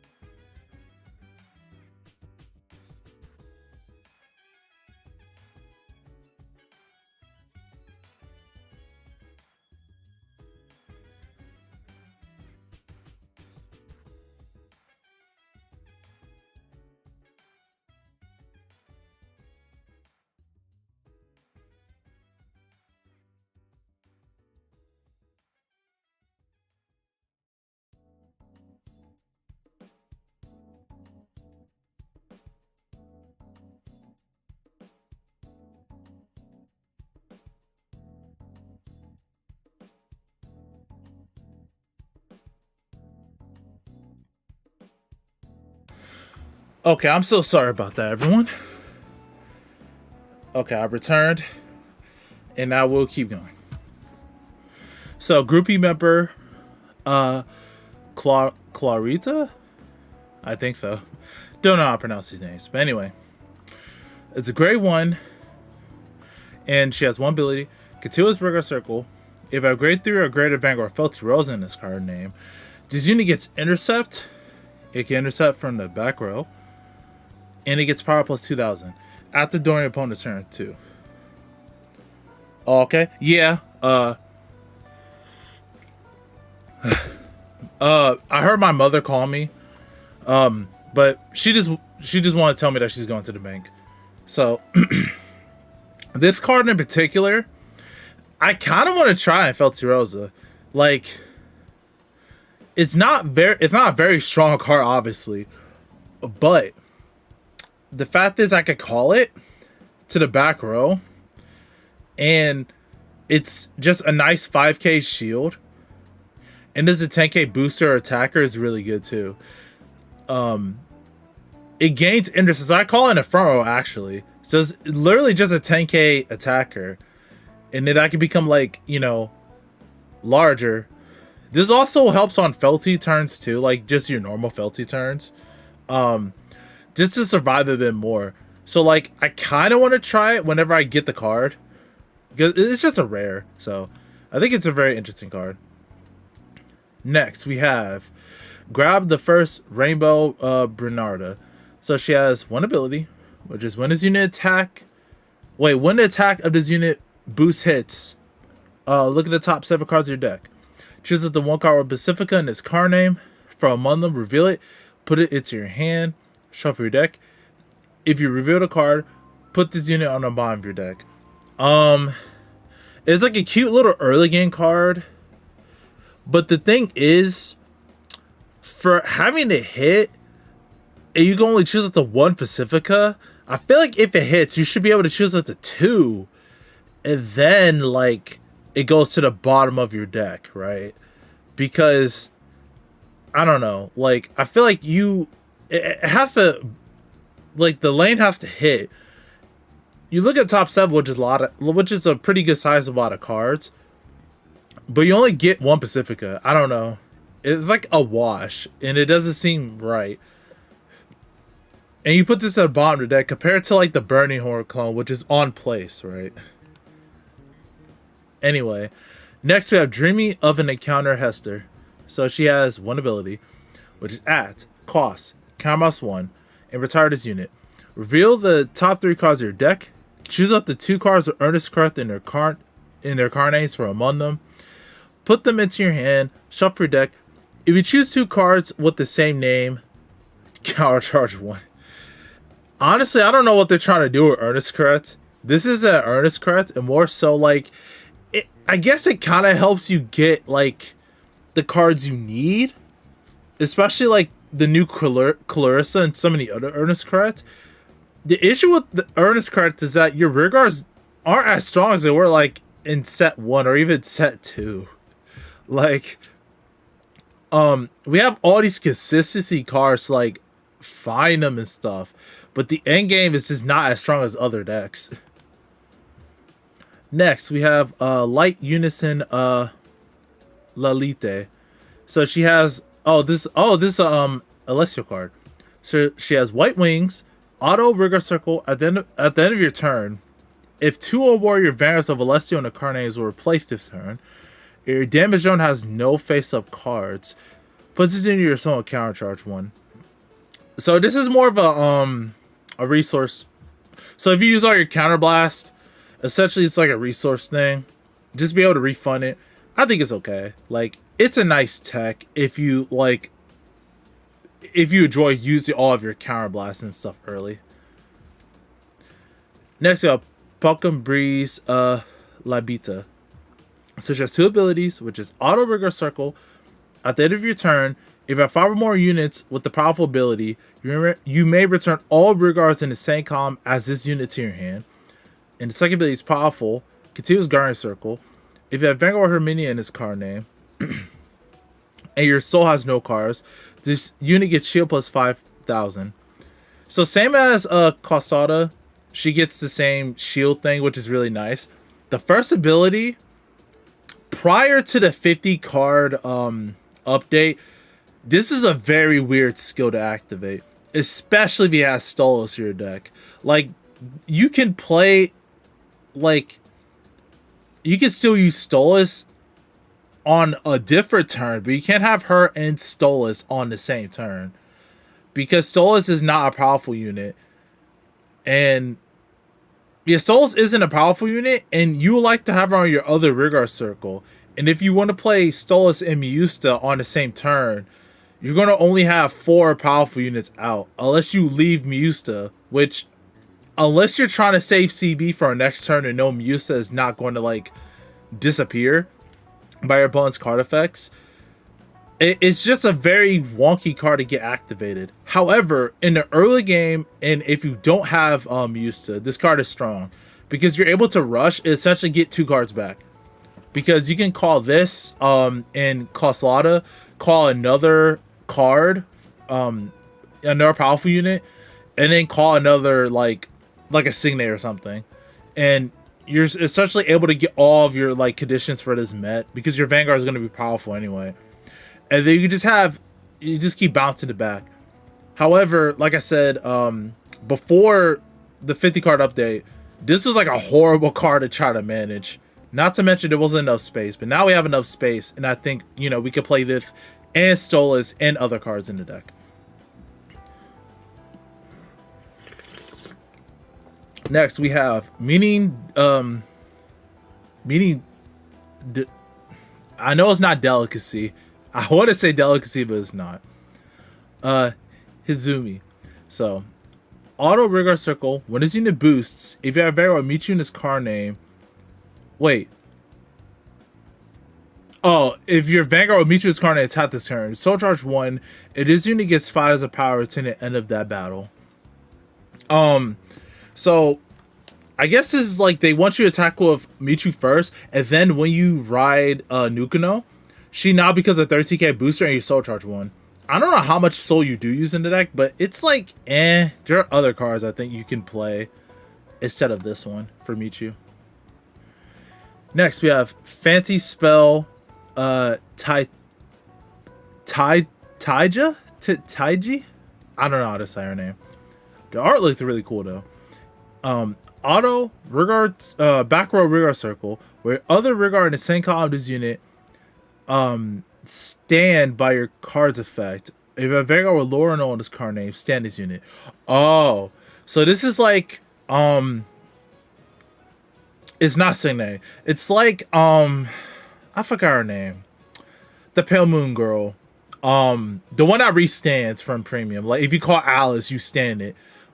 It's sort of like that, but like if your Rigard stands from like her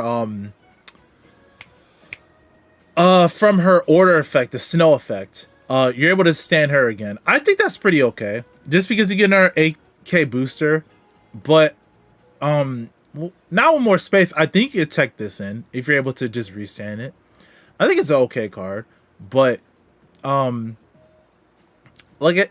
doesn't like provide any power. It has to be in the back row as well. So next, it is the card. Yeah, Wonderful Juan Ruboa. So she has 2 abilities. Auto. When this unit is placed on Rigor Circle, choose one of your opponent's forward Rigard, so you may return it to your hand. And second ability is Auto Rigor Circle. When your Great Theory Great with Siana in this card name attacks or is attacked, cost. Put this into your soul. Choose one of your Vanguards, and it gets power plus 10,000 to the end of battle. So offensively, defensively for Siana, it's really good. Just because you have a card that's essentially like, oh, she's 23k. If you hit lower to 23k, haha, I guard it and now I can use my trap card. Or when you're attacking, it's a card that goes to your soul, and you know, Siana's out 23k, haha. So she hits numbers. The first effect, for standard, it's not as important. I mean, some decks might have like a lingering rear guard, but in premium, like I said, it's so good for defensive plays. And since it's a rare, this is a cheaper one to get. So next we have Afrabro Gator to I don't know how to pronounce his name. And with her ability is auto. When it's seen this place a rigor circle. If a Vanguard has it in its card name, cost, Caramels 1. Choose the 2 cards from your hand and put them into your soul. And draw cards equal to the number of cards put in soul. Oh, so this is like a massive like filter sort of thing. So if you have like 2 bad cards, put them into your soul and you just draw 2 cards. I don't know if it's that worth it. I don't think I've seen anyone like consider this card in their deck, but it could be interesting if we started having more standard cards usable in premium, but we'll see. Oh, this is the new PG that they added to the set. It's the same as the other ones. It's not the world original ones, but still pretty nice art. Sorry. Pretty nice art, and I will be trying to get this one as well. It was so rare. So, Night Illuminating Light Capra. So she has 1 ability, which is auto. When this unit is placed in a rigor circle, if you have a Vanguard Medio in his card name, cost Carabas 1, Soros 1. Choose a card will grade less or equal to your Vanguard from drops on a card in rigor circle. Oh, so this is straight up just call a card from drop. Yeah, well, less or equal to your Vanguard. Yeah. So, in premium, we have a card I could just revive a card from drop zone. Pretty cool if you have Medio as your Vanguard, but like I said, I don't think Medio is that strong in premium, but we have the card that can enable some crazy stuff. Next, we have like a Utopia Norte. So she has 1 ability, which is Auto Rigor Circle. When this unit attacks, if you have a Great Theory Grid of Vanguard with Sienna's card name, cost Soul Boss 1, return all of your opponent's front row regards to hand, and this unit gets spot as a power to end the battle. So, the good thing about this one is that if there are any cards like, it can't be chosen by card effects, like, I'll never let this game go. I was testing Sienna, and it was like this Leonard player that had like this weird card that could be chosen by like opponent's card effects. No, it wasn't the grade 1 from like set 1 ages ago. It wasn't that. It was like a new card. I'm like, who even plays this card? So I lost a game because of that. But this card would counter it since it just targets all of the front row. So if there's any decks in the future that's like, you can't target it, then you might have to play this card just to like force them to remove it. Oh, next we have prepared for the Heat Sienna. So she has 2 effects. Auto Vanguard Circle. At the end of battle, this unit was attacked by a rear guard. If no cards are put on the guard circle this battle, your opponent chooses a card from their hand and they may discard it. If they did not discard a card from hand, bind the rear guard that attacked. And the second ability is when this unit is rolled upon by a grade 3 with Sienna as card name, choose a trigger unit or blitz order from your drop and put it to your hand. Grade 2 Sienna, ignore the Steam notifications. Grade 2 Sienna, I really like her in a lot of decks in Standard. I tried her with Kyrie and I tried her with Pacifica. She's amazing because if my early game is terrible, my opponent doesn't deserve to have an early game. So I just ride this, and then they're like, oh, should I actually attack with a rear guard? Like, there are some decks that can sort of get around it. Some decks I kind of just want their rear guards in the bind zone, like in the future. Sure, you just have to take the L or just, guard anyway. Or decks like, token makers don't care because they vanish. Or they return a hand before you get to do this effect, but like unless you're playing against a deck like Lyrical that has Yuika, not many decks can do that yet. So I like this card because it just stops my opponent's aggression, especially if I'm going like second against a grade 3 deck that just wants to rush. On a grade 3 turn out, they consider do I really want to attack with that rear guard. However, like this doesn't do much against like restanding decks. Next, we have Goalless Smile Finno. So she has one ability. When this unit is placed by riding a grade 1, look at the top 7 cards of your deck. Choose up to 2 trick and treats from Mundum. Reveal it, put it into your hand, and shuffle your deck. Simply on place, look at top 7. Hopefully you get your trick or treats, and you know, you move on. Adorable art. Yeah, I like the art a lot. One of my favorite Sienna arts is a grade 2. I don't know why. Like, I think it's just like the most cutest in the set.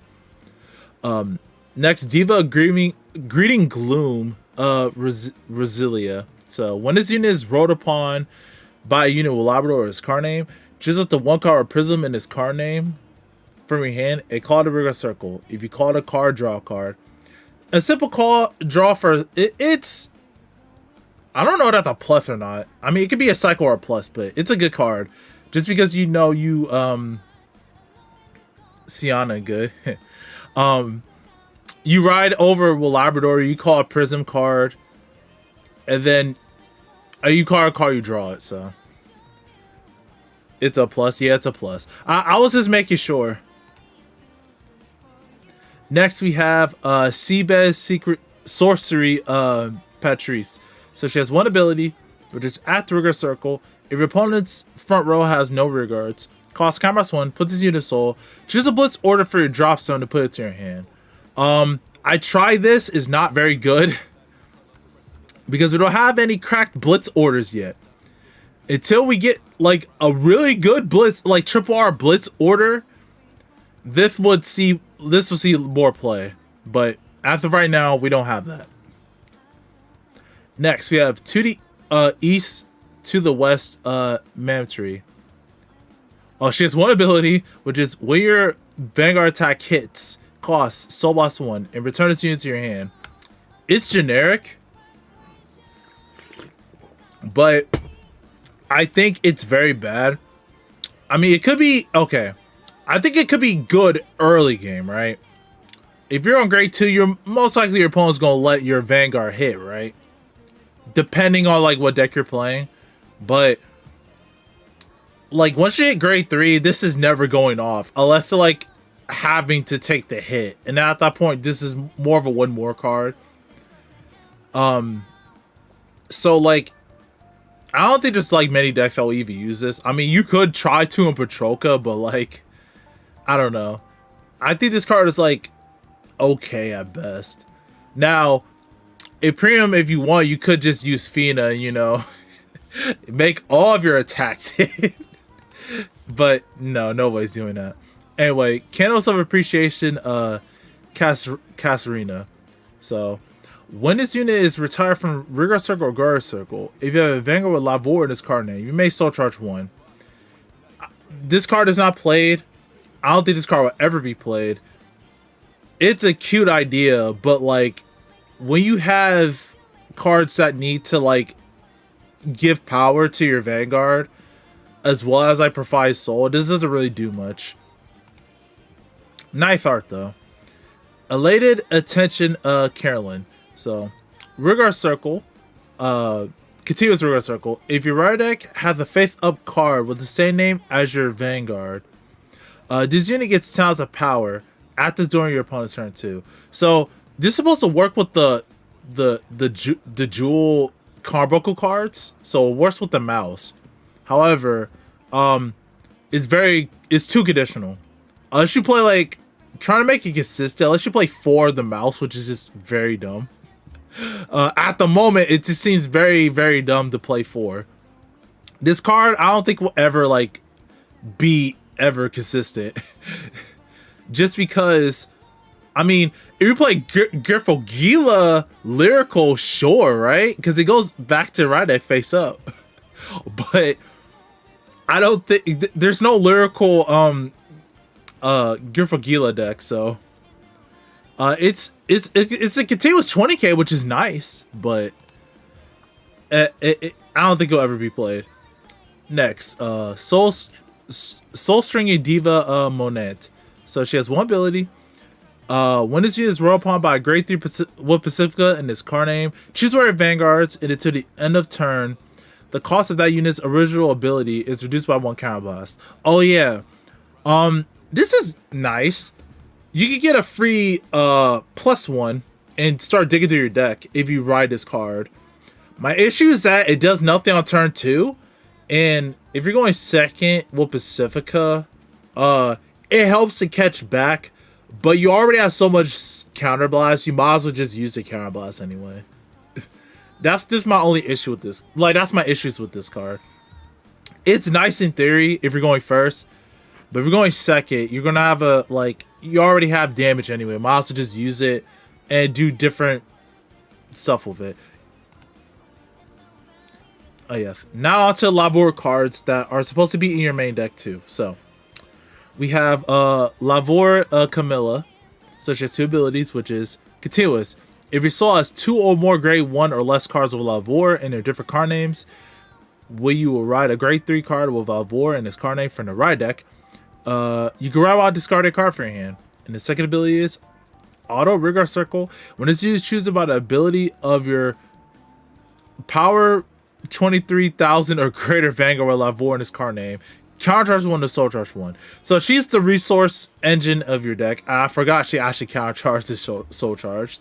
If you hit the 23k mark, which you should be hitting most of the time, you could just refund for like half of your stuff when you use her ability. And this is most likely the unit that's chosen for her drive check ability. So you're able to make her hit above 33k or more, plus get a drive check. So she only does 1 drive check, since you can only select grade 2 or less units. Oh, this card. Next we have All Eyes on Me, Truist. Wow. Okay. And which has 2 abilities. Auto Rigor Circle. The other unit from the back row column attacks. You may return this unit to your hand. And auto, when this unit is put on Rigor Circle from hand, costs so +1, and this unit gets shield plus 10,000 to the end of the battle. I like this in Pacifica a lot. There are other decks you can play this in too, but I like this in Pacifica a lot. For one, you can have this in another column that like vanishes itself, right? It's like the girl that like retires herself, as well as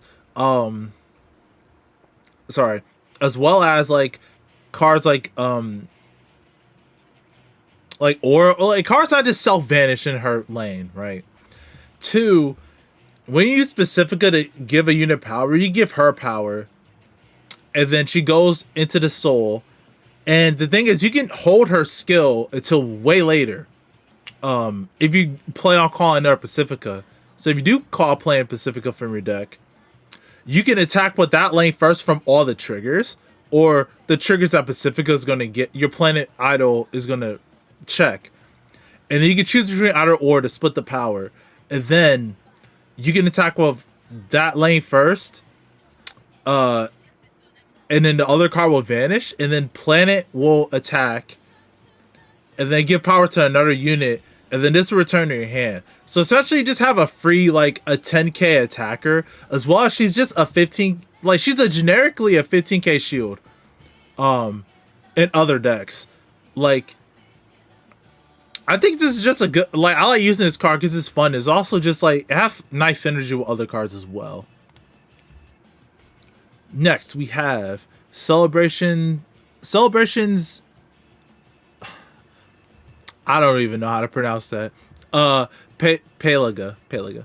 So, she has 1 ability, which is Continuous Guard Circle. If you play the Blitz Order this turn, this unit gets shield plus 5,000. Cheeky in... It's Cheeky and Sienna, but I don't see any other deck playing this. Naiva Lutetia. Yeah, I think that's the only deck that really has, like, that and, that is Sienna. Those are, like, the only 2 decks. And if we do get a good Blitz Order, maybe, but I don't think so. Next, Step Towards the Extraordinary, Renato? Anyway. She has 2 abilities. Continuous, you cannot ride this card. His second ability is Auto. When this unit is placed on Rigor Circle, If one of your rear guards were returned this turn, if none of your rear guards was returned this turn, retire this unit. So she's like that one unit from set 2 for Kyrie, where if you have a Stasis Vanguard and you like call it to rear guard circle, she gets 10,000 power. So she's 15k. However, you have to keep recalling her and bouncing her. So for this, if you like return a card during your main phase somehow, or bounce a card from Kyrie or other cards, you can call it. You just have a permanent 15k grade 1 booster attacker. It's definitely a lot stronger to like the generic 13k, but the condition is so high. So I don't even think it's like worth it to even try it. In premium, it could be nice, but I don't think so. Like, it's just a 15k beater. Anyway, next we have one and only Wilma. So she has one ability, continuous rear guard circle. During your turn, if all of your units have different card names, this unit gets power plus 5,000. I think I talked about this before. This is pretty, like I said before in my other like video months ago. I think this is an okay rush card. Is some decks that have space. But like later on, I don't think it's that strong just because you need different units with different names. But early game, you just call this in your Vanguard. Yeah, this is a 13k attacker turn 1. And it could still like be a very strong attacker later on too, so. Next, we have Bull Jr. Line. So she has one ability, which is rear circle auto. When this unit boosts a grade 3 or greater unit, if your opponent's Vanguard is grade 3 or greater, cost Soul Blast 1, and this unit gets 10,000 power to the end of the battle. Oh yeah, this card is like, I think this helps Sienna if you can maintain your soul, just because she struggles with like getting power for the Vanguard to make her threatening. Because if they PG your Vanguard, that's fine. You still have 3 drive checks, and you're still putting pressure to their hand. But for other decks, we'll see in the future if there are other cards like that'll probably need this, but I don't really think so. Like, your opponent also has to be grade 3 as well. So it's just like I said in the video before. I probably said it better than here, but pretty much that. Oh, this card. Glazy Expectations, Kursne. So she has one ability. Yeah. Auto Rigor Circle. What is unit boost? Cost Commerce 1. Choose one of the units boosted by this unit. You boost by this unit, and it gets Auto, Vanguard Circle, Rigor Circle. When this unit attack hits a Vanguard, cost discard a card from your hand. Choose up to one unit card with grade less than or equal to one of your Vanguards from your hand, and call it to open Rigor Circle to the end of the turn. And they're all lyrical. I remember I said this before, like one of my videos is like, oh, actually a good common. Like, I think this card is funny just because, like, yes, it's a whole counter blast you have to use, and it has to hit. And if it does hit, you have to discard a card and call a card from your hand to get an extra attack to open Rigor Circle. There are some like, I haven't tested it or like really looked into it that much, but there are some decks that can actually like make that open Rigor possible and call it and get extra attacks. They call it for extra attacks, so I've heard some people are going to try this with Letitia, but we shall see. Next, chilling tonight, Nebirana. So, oh, this is a great one for the prison round line. So, auto Rigor Circle. No, it's not. Forget what I said. Auto Rigor Circle. When your unit with Prism in its card is placed on another Rigor Circle in the same column as this unit, that placed unit gets 5 as a power. This is really good, just because it makes your Celtics that hit 15 or 20 to hit 25 or 20. Same for Celtic as well. I meant late as well. And you don't even have to boost with it. Like, you just put a like you call her first, and you just call like one of them. So Celtic can hit unboosted 20k to your opponent's 13k, or Persona just 30k. So it's just really nice. I think it's a really good common that like ups the consistency of the front row. So if you want to play, you can. What you do to me, you change my perspective. I mean, that's what I've been wanting to do. That's one of the things I wanted to achieve with the channel. Diva of I have the Roni Mariti. I would never get these names right. Anyway, she's a great one. Auto when this unit is rolled upon, Diva Greeting Bloom Roselle. What is the grade 2 from the right line? Look at the top 7 cards of your deck. Choose the one card or prism and its card name from among them. Reveal it, put it to your hand, shuffle your deck. If you do not reveal a card, you may call this to Rigor Circle. If you call a card, soul charge 1. So, if you discard a card, it's a wash. But you most likely search your prisms that you'll get. If you whiff, you call her to Rigor Circle and you soul charge 1, which is really nice. You don't lose any soul. You get a card on your Rigor Circle, so it's a plus, which is really nice. Next, Diva Atlantis Anais. So, auto when this unit is rolled upon, look at the top 7 cards of your deck. Choose up the 2 cards specific from among the reveal them and put it to your hand and shuffle your deck. So, the thing about this card, top 7, yeah. Wait. Did I say something wrong? Hold on. Yeah, top 7, yeah. So, the difference between this card and this card is that, well, if you whiff, you whiff with this card. If you whiff, you whiff. However, it's when this unit is rolled upon, so it doesn't need a specific grade 2, right? I can, like, run this in grade 2 Sienna if I wanted to. Both grade 1s of the cards are top 7. Yeah. I mean, the prison one is better, right? Because you actually get like a benefit for whiffing. This doesn't get a benefit. You just whiff. And the grade 2 doesn't do anything on a grade 2 turn 2, so that's how I play other cards for Pacifica. Speaking of Sienna, second snake. Oh wait, I like the grade 2 and the grade 1 art for Sienna. Her Rylines art is really cool. Anyway, second Snake's Opinion Sienna. So the first ability is the same as all the other Siennas had up until this point. And the second ability is auto. When this unit is rolled upon a grade 2 with Sienna's card name, Soul Boss 1, draw a card, and return all your opponent's front row rear guards to hand. So most likely to not, unless your opponent's rushing you, which if they see Sienna, I don't know why they're rushing you. Unless they're like, you know, Roroa or have some token based decks gameplay, or they want stuff bound instead. Most likely you're just gonna ride Soul Boss 1 to draw a card, so you replace your ride line. Or any lyrical deck with Yuika. Yeah, or any lyrical deck with Yuika.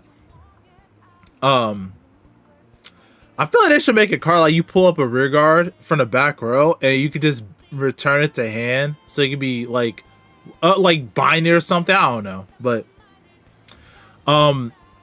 it's a good card. I think grade 1 Sienna is a lot. In my opinion, grade 1 and grade 2 Sienna is good if you're going second, just because your opponent cannot rush you. Going first, it's fine too, right? Because you could just rush them.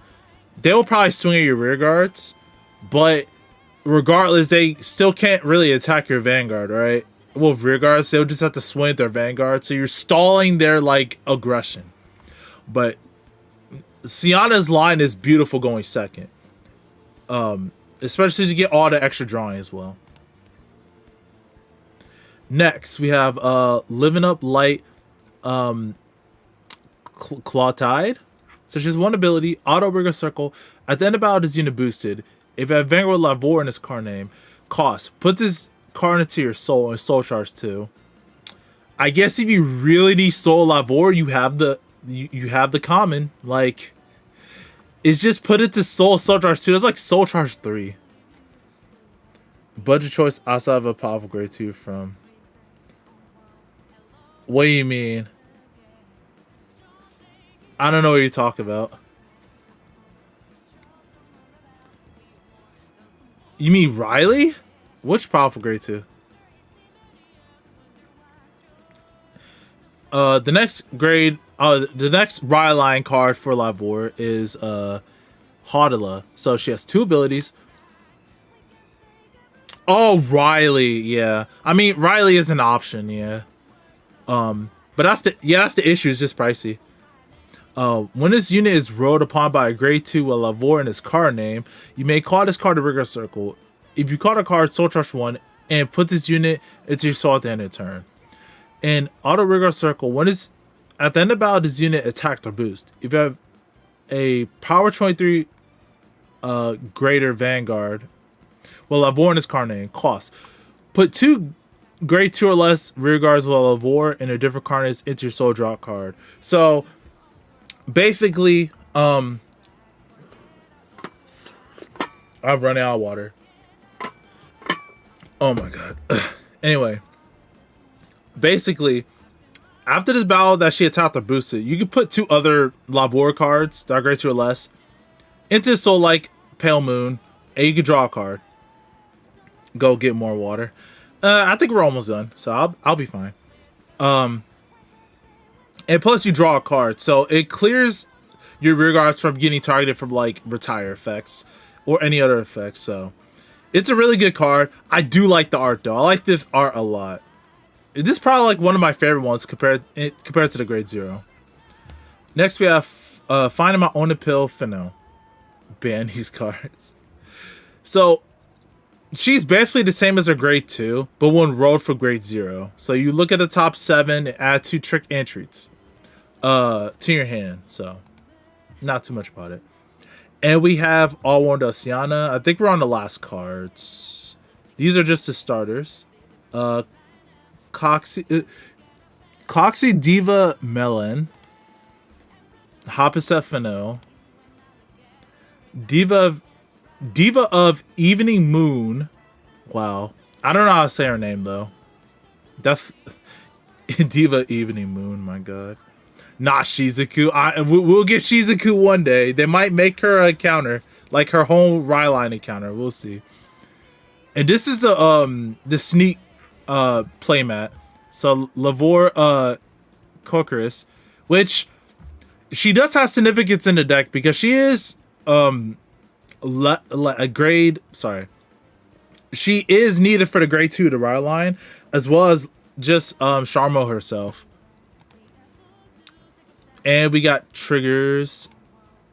Did I go over there's still orders and stuff. The heal. Okay, here we go. Next, we have the remaining common orders. Bubble Soap Garden. Accept the reality. No, Shizuku will come back one day.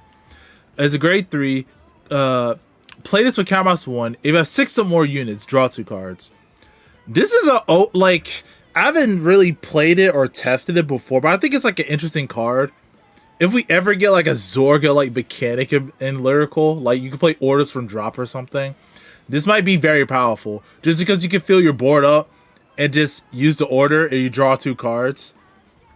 But then again, it's not like Aesthetic Shot where it's like it does a lot for the deck or any deck. This one's just kind of like a generic option.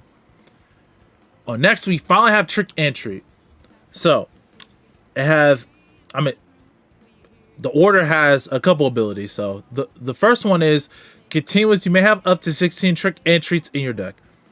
Then play this if you have Vanguard Finno in its card name. Perform one of the following according to the number of times you played the order with the same card name this turn. If you played it one time, your opponent chooses one of their rear guards, and they may put it on the bottom of their deck. If they did not put a rear guard, you may draw a card. Second, if you play it 2 times, draw a card, countercharge 1. I've lost so many times to Finno. If you play it 3 times, choose a grade 3 or less card for a drop zone and call it to Rigor Circle. So, I like this order a lot. Just because it's just so beneficial just to use it multiple times. I just wish the deck was better. However, I like this order, especially for the first one. in the early game, right? Unless you're going to get something like Chrono Jet, that's like, yes, I would love to put my rear guards back into my deck. You can use it early. And your opponent have to make a decision. Either they remove that card so they neg 1 from their board, or they allow you to get to draw the card. Most times when I've done it, most people will just put the rear guard away, which is fine by me because I'd rather not get rushed. Or if they have no rear guards at all, you just draw a card for playing the order. And this is really good early game. Drawing, if you do it twice, drawing a card to replace back the card you just drew and countercharging is really good. Especially the countercharge allows you to do a lot of combos. If you play it 3 times, you basically just resurrect anything for your... Yeah, you choose up to 1 great. Yeah, you choose up to any card except a order, obviously. But you can bring back a PG, you know, Yuka back. You can bring back other like cards, like I said, like that Ghost Ass Battle Door. This is a really good and fun order, in my opinion. I just wish the deck was better. These are just an alternate version, so you're not just stuck with just one like Lapis or Gravidia. We talked about this already, and I think this is the last card. Unseeable Extender. So this is a grade 2 Blitz order. Play this card if you have 3 or more open rigor circles. Choose one of your attack units, and it gets 50,000 power to the end of that battle. Excuse me. And if your opponent's Vanguard is placed by a card's ability this turn, this unit gets 30,000 instead of 15,000. So it's a free... So if you have 3 or more open rigor circles, which depending on the deck, can be very easy or difficult. It's a 15k shield. However, if your opponent is playing like a stride deck or has cards that's like place this Vanguard during your battle phase or something like that, it becomes a 30k shield, which is very strong. Just by having 3 open rear guards, your opponent doing that, you're getting rewarded for like just having this card in your deck. It's not, I don't think it's as strong as like if you took a damage this turn, you just get 30,000 shield. I still like that one better than this. However, it just, I think it's just a nice side option against like a more, against decks in the future that are going to like ride another Vanguard from abilities. And yep, I think that was all. That was all of the cards from this set.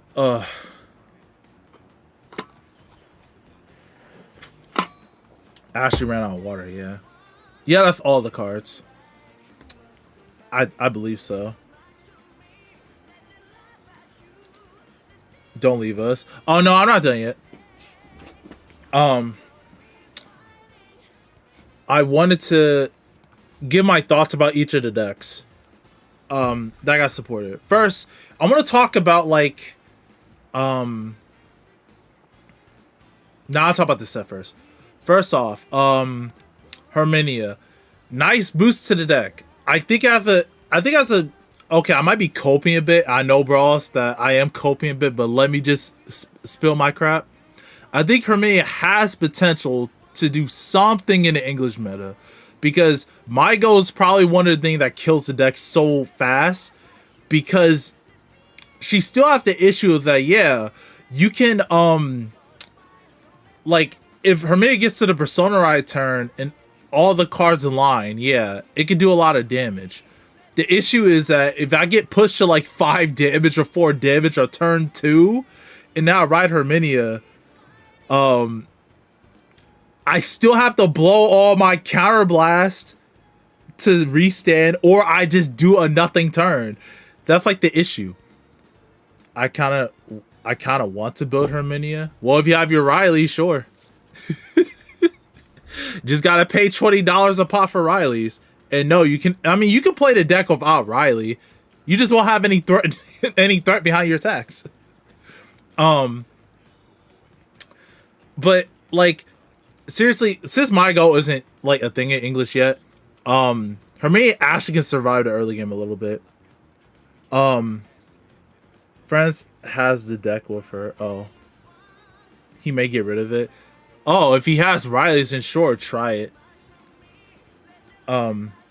With her Riley SPs, yeah. The only like, I'm obviously I want to make it like a guide video stuff with Herminia. But the thing is, um, I think the deck is just kind of slow, but I haven't tried like a more aggro version of the deck yet. But Herminia overall, she did got a big boost from this set, especially with her support card, Causada. Next, Sienna. I love the deck's design. I love how it plays. It's just not strong. The issue is that some decks can play around it too well. Like, yeah, any deck with Yuika, or any token deck, or decks that can't be chosen by card effects, like Bastion. You have to play bad cards to get around it. Sienna is 3 attack herself, or Messiah. Yes, or Messiah is lock. Like her effects won't really go off as consistently against those decks. But the fact that it's not that Sienna's 3 attack, it's just that there's no there's no like any hand restriction, right? So if they did like a Battledore effect for like the front row with this, I think it has the potential to be like better than it is right now. The fact is like, oh yeah, your opponent could just like, well, I'll just PG the Vanguard, just no guard or rear guards, or just like there's no real pressure from it. If a rear guard got a crit, maybe, or like, I don't even want every deck to just have a restand, right? Like, if it was just like a Battledore effect or something for the front row, like if she gets a dress up that's like, yeah, the front row, like she does her same stuff, but add Battledore, that's something, right? Because your triple drive is more threatening now, because your opponent has to waste 2 cards to PG it, or more cards to guard, and if you get extra triggers, they have to guard it. Hey Spec, welcome. You came like right at the end. I'm just going through all the decks, but I'm glad you was able to make it. Oh, don't worry, I'm going to be sending your stuff. It was just a very bad snowstorm yesterday. I couldn't even like go anywhere. Oh, it's fine though. But we're going through the rest of the cards. I'm just going through like all the decks. Oh, let me go back. Spectral's at you. Yep, that's Spec. Next, Pacifica. As much as I love playing the deck, this deck is just not there. Like, it has the versatility, right? It just doesn't have the power in the regards. Like, compared to Prisms just get all the power. What was Akino Herminia ranking? What do you mean? What are you talking about, Spec? But Pacifica overall, like, she doesn't have the rearguard power like Prisms does. Pacifica sucks. No, like, she has the versatility. It's just that Prism gets power for free. Like, Celtic just exists as a 15k and Late exists as a 13k. And Celtic just self-bounces, and you know, you just choose Late, and you just like it's like V Prisms. Like, Clear, Rosa, and Vert just work so well together. It's just insane. Pacific only has like 1 card, which is herself, but the rest of her rear guards don't even have that much synergy with each other. Like, yeah, they have the consistency of getting Pacificas, right? Like, it's just that they lack the power, and in order to get that power, you have to play Aesthetic Shock or other cards. Warrior Fields of Hermea is a deck. It does a 50 card. Oh, okay. So, I'll answer your question, Spec. I'm pretty much done with Pacifica. For Herminia, yes, the 50 card deck increase does help it, because I'm actually able to play like that new bounce card and not feel bad. I haven't tested this variation with the 50 card deck increase yet, because we just got it and I wasn't playing Vanguard like for like almost 2 months. In theory, I think it should do well. Having Enduring Herminia in the Rye line, like, in your Rye line, I still don't think that's a good play yet. You could force it, but I think it's just better just to have Coming Beauty Herminia and just a Persona ride rather than trying to like do like what Fortia was doing. I mean, is doing, which, I mean, like really Herminia's Strife becomes like you're able to reduce the front row by 1 counterblast. We have 3 more face down cards. If you only have 2 damage, you're not doing that. So, not, I mean, that's just my 2 cents. Finno. I love the deck. It's memey. I love it. The issue is just that you run out of steam. Well, I haven't tested the 50 card one, right? If I go like full 16, right? I think the deck works okay, but I can't run all the like the funny cards like Forenza and stuff. Deck is really fun. It's not good because you can get easily rushed out. And like if you don't draw like all of your trick and treats somehow, you just start to fall flat by like your next on your Persona Ride turn. If you don't have like the 3 orders needed, you just start to lose. But I have very high hopes for Finno in the future, just because they could go so many different routes.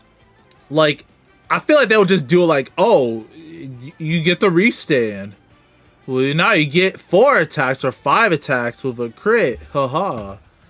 But I think they can do other stuff with Finno, though. Ban this Fox girl. Next. Prism. Probably one of the better decks for this set. Same as Sharmu. I actually haven't played Prisms. I've just seen it. Me personally, it's kind of boring.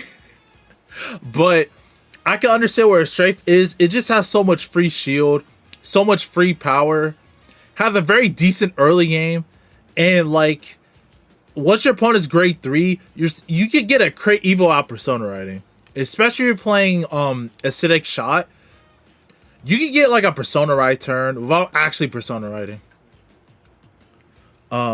Go and put LSR Herminia win yourself or your game girl Matt.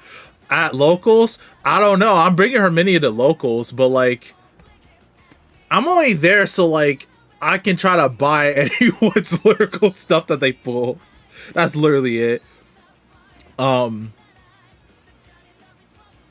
actually want to fish that kind of light.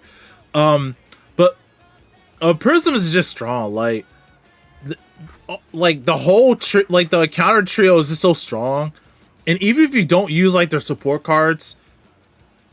Lyrical has very strong generics. You can just put it in the deck. Next, Fortia. Probably one of the bigger losers of this set. Literally, it just took the old Fortia. It just upgraded it. And you're just using the old Fortia as discard fodder. Just so you can restand turn 3 with like triple drive. But if she was hyper mid. Listen, I still don't like Laurel, right? Just because I played it a little bit, I think the deck is a little bit more interesting now. But, not a real deck. Fortia is a deck. It's just that it's not as bad as Ernest, correct, right? I see what the direction they're going for with Fortia. It's just that I think they're peaking with like what they could do. Because the rear guards hit big numbers and the Vanguard just restands. Now that could change with energy, but we'll see. I'm not a Laurel main, all right? Just because I played it a little bit and I liked it doesn't mean I'm a Laurel main. Should have made her like richer. Who you mean? Who's richer?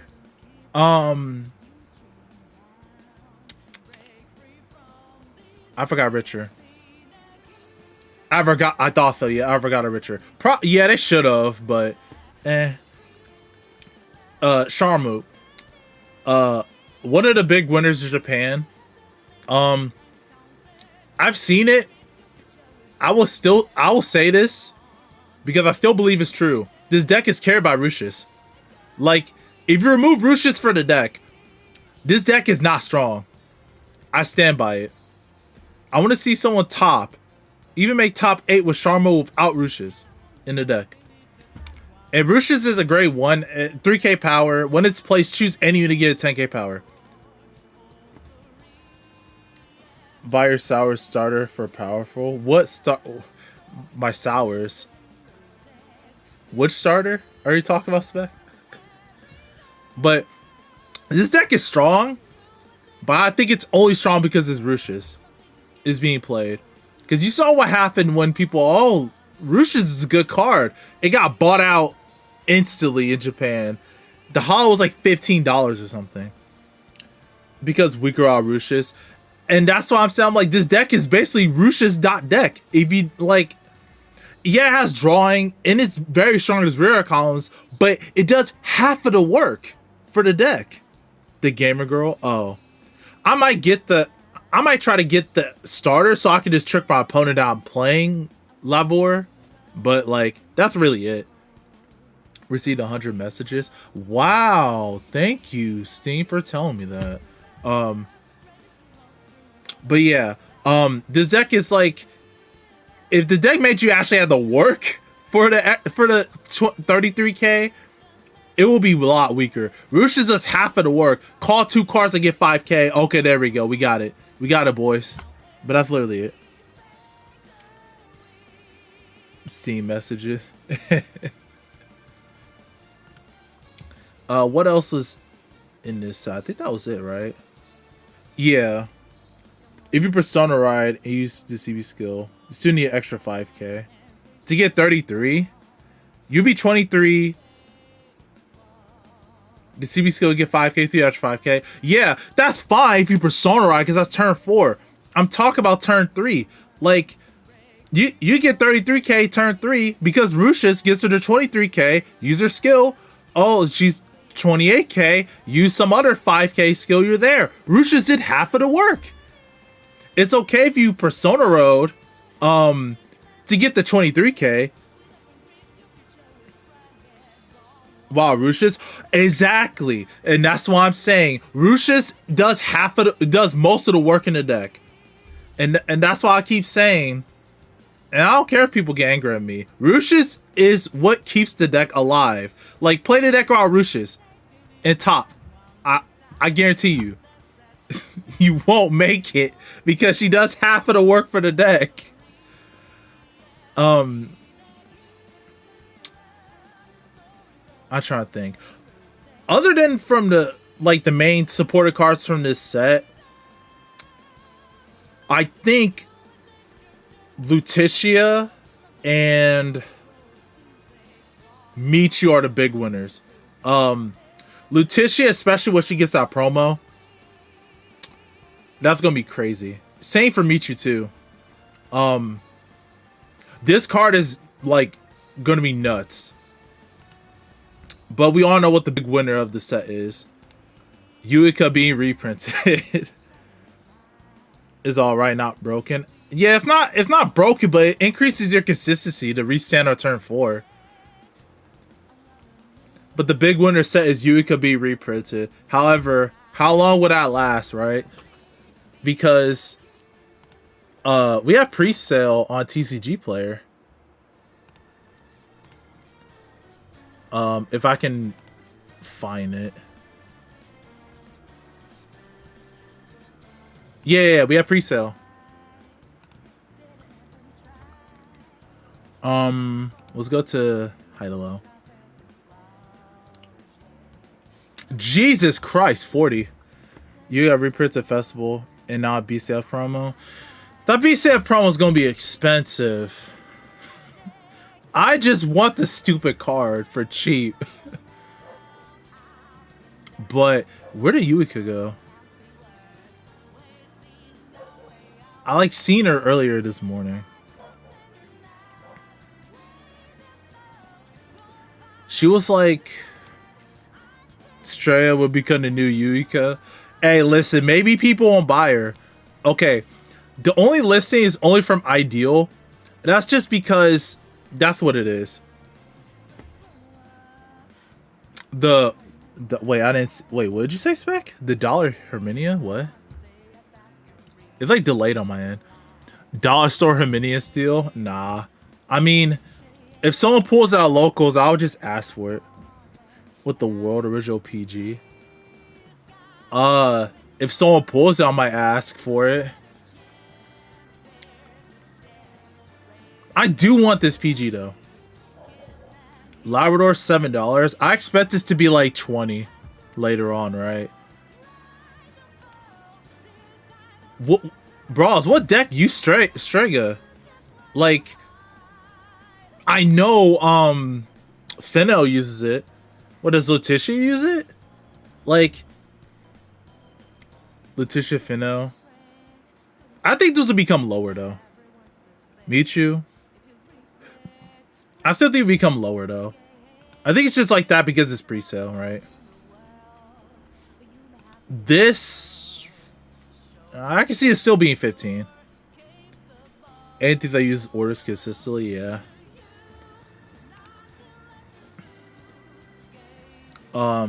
This might be more though. I can see Pacifica being dirt cheap. This will be like cents. This will be like cents. This might go up. 20 to 25 most likely. And it depends how many people play Lyrical though. Like if people are gonna be playing Prism, I don't see Straya being in there. Same as Charmoot. It might be even lower. And that's lower decks need order. Today's a good day. I've been probably really off stream. Yeah. These streams are usually long. When it comes to, sorry, I'm trying to relook at chat. Okay, yeah, these streams are really long. 30 minutes so I can listen while I'm traveling. Oh, you're out of the country? Oh, where'd you go, Spec? Oh, it was Skyrocket. Yeah, like this car was Skyrocket. If there's any like good set that uses orders, I could see that happening. That's why locals, if anyone pulls like a Yuika or something, I would try to, if Chris uses orders, is GG. Hey man, I think it's GG either way because you gotta have Yuika in your deck. I think you just have to use Yuika, right? And that's like half of the deck, right? And then whatever triple R they support.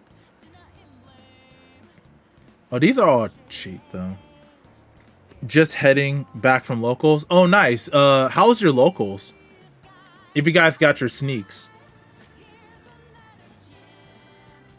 Oh, hey, that's not bad. Wait, no, that's not the mermaid one. You want the mermaid one, right? Bras. But I'll be traveling showers. Ooh, nice. I'll make sure to have your stuff sent out. And that's a go. Use account Shinui Luard.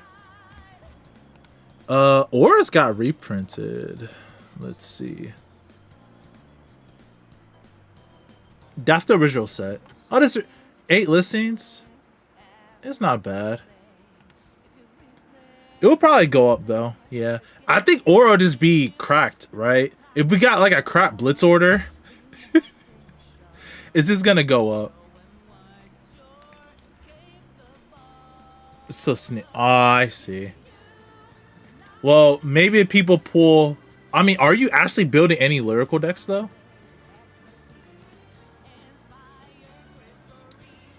Oh, the mermaid is out of stock. Oh, that's the FFR.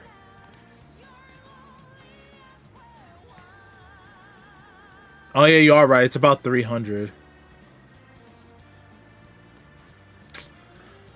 I only want one, though. If I somehow won the lottery one day, or my mom won the lottery, I mean, I could get 4, but it took me a lot to get just this one. Wait, oh, you can't even see. It took me a lot to get this one. If it was core, I'll be getting 4. Don't worry, you'll sell your prisms for it. Oh, this one does have a price. But yeah, I think there's like a this why is this $3 for FR?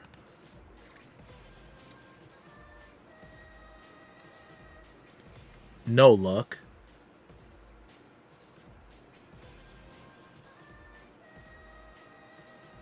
Wait, did I misread something? I don't think Charmot is just that good. Like if you miss Ruches, I guess you just lose, right? I think Prism is just better.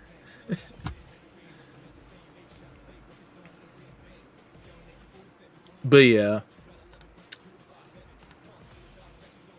But we'll see. Check FFR Labrador. Okay. High to low. I'm trying. Okay. Let me just put Labrador, right?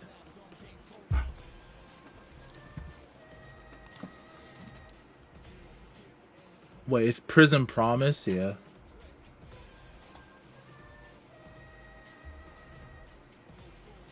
Prism Promise Labrador. Uh, it's probably not. It probably got bought. Someone probably bought it on pre-order, but out. That's the mermaid one.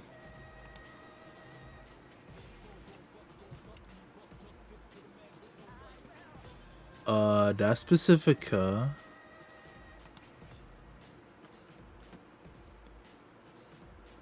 That's the OT. Oh, that's not it. Oh, 150. That's not bad, right? That's not bad for FFR Labrador. I mean, it could be worse. I got two for 60. Oh my god. 20 for 1,000? God. Wait, can I do... Oh, I could have just separate. I'm such an idiot. 150. 80 for FFR. I don't like the FFR, though. 70. 60. 150. 60. 150. 80. It'll probably go down to... It probably won't be 50. It'll probably be 100. Yeah.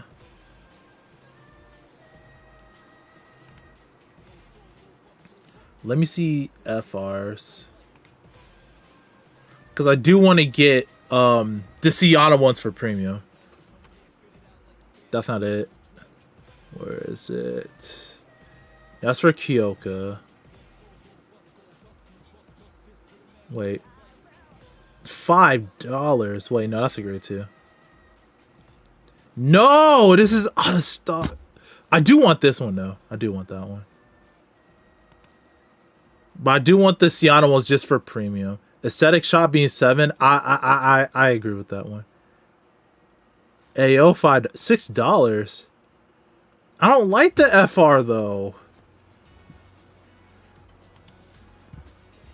But I don't want the I don't want the text ready either. I'll see. Maybe someone will pull out locals, but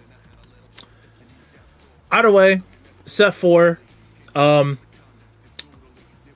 I think this was one of the more funner sets that I tried experimenting with when it was like being released in Japan and stuff. I definitely had a lot of fun just testing through all the cards. It's some of the decks. Especially experimenting with like Straya. I think this card is just very fun. It's very interesting. Especially they gave like us a budget Yuika option too, so. With that being said, how long have we been streaming for? Like 2 hours or something? Yeah, like 2 hours. God. But thank you everyone who decided to come and participate with me chatting about 2 hours about Lyrical, even though the set already came out of Japan, and probably not a lot of people care about it, but I still care. And I'll be doing this still for Lyrical during Divines, going through all the cards when the set comes out. Now of other content creators on time, so I'm not the only one. So, uh, thank you everyone for participating, and I'll be uploading more videos soon. I got a couple ideas in the back burner. I just have to uh get them recorded and out to everyone. Go longer? Go longer. What do you want me to do? I mean, talk about Hakido girl. No, this is a lyrical stream. This is about Hakido girls, all right? I'll probably do one like later in the future when we get like, I don't know, like maybe 10 episodes in. Could do a watch along with everyone, you know. Hopefully I don't get copyrighted. Also, trying to take care. Thanks, Ish. You would do for the divine card? Yeah, just the lyrical cards for divines. Yeah. You know, because there's other content creators that like to talk about other stuff. I haven't been doing like reactions to any of the lyrical cards yet because, for one, it's not lyrical season anymore, and two, it's just kind of random. The same same thing. Haikido lyrical. What do you mean Haikido lyrical?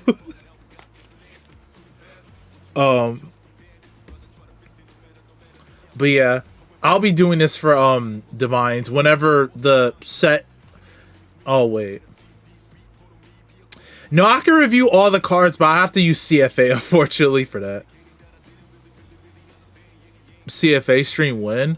When all the divine cards get released, or when Chris-San is released. Cause I'll probably be testing it with Chris-San on CFA. Just to make jank builds before, you know, we get all the actual good cards. Cause I like making jank builds before, like, oh, here's all the cards, it's revealed. But I'll be definitely trying to do that. Start deck review. I mean, nah, I mean, I could, but I'm not sure. Good streams then. Thanks, Spec. I appreciate it.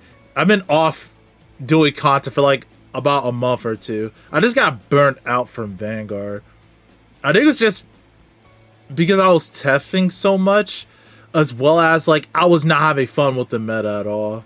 Like, I was so tired of, I mean, we're still in that meta, right? But now that Lyrical Set 4 is here, I feel a little bit like, you know, I could try to come back, play some Vanguard a little bit.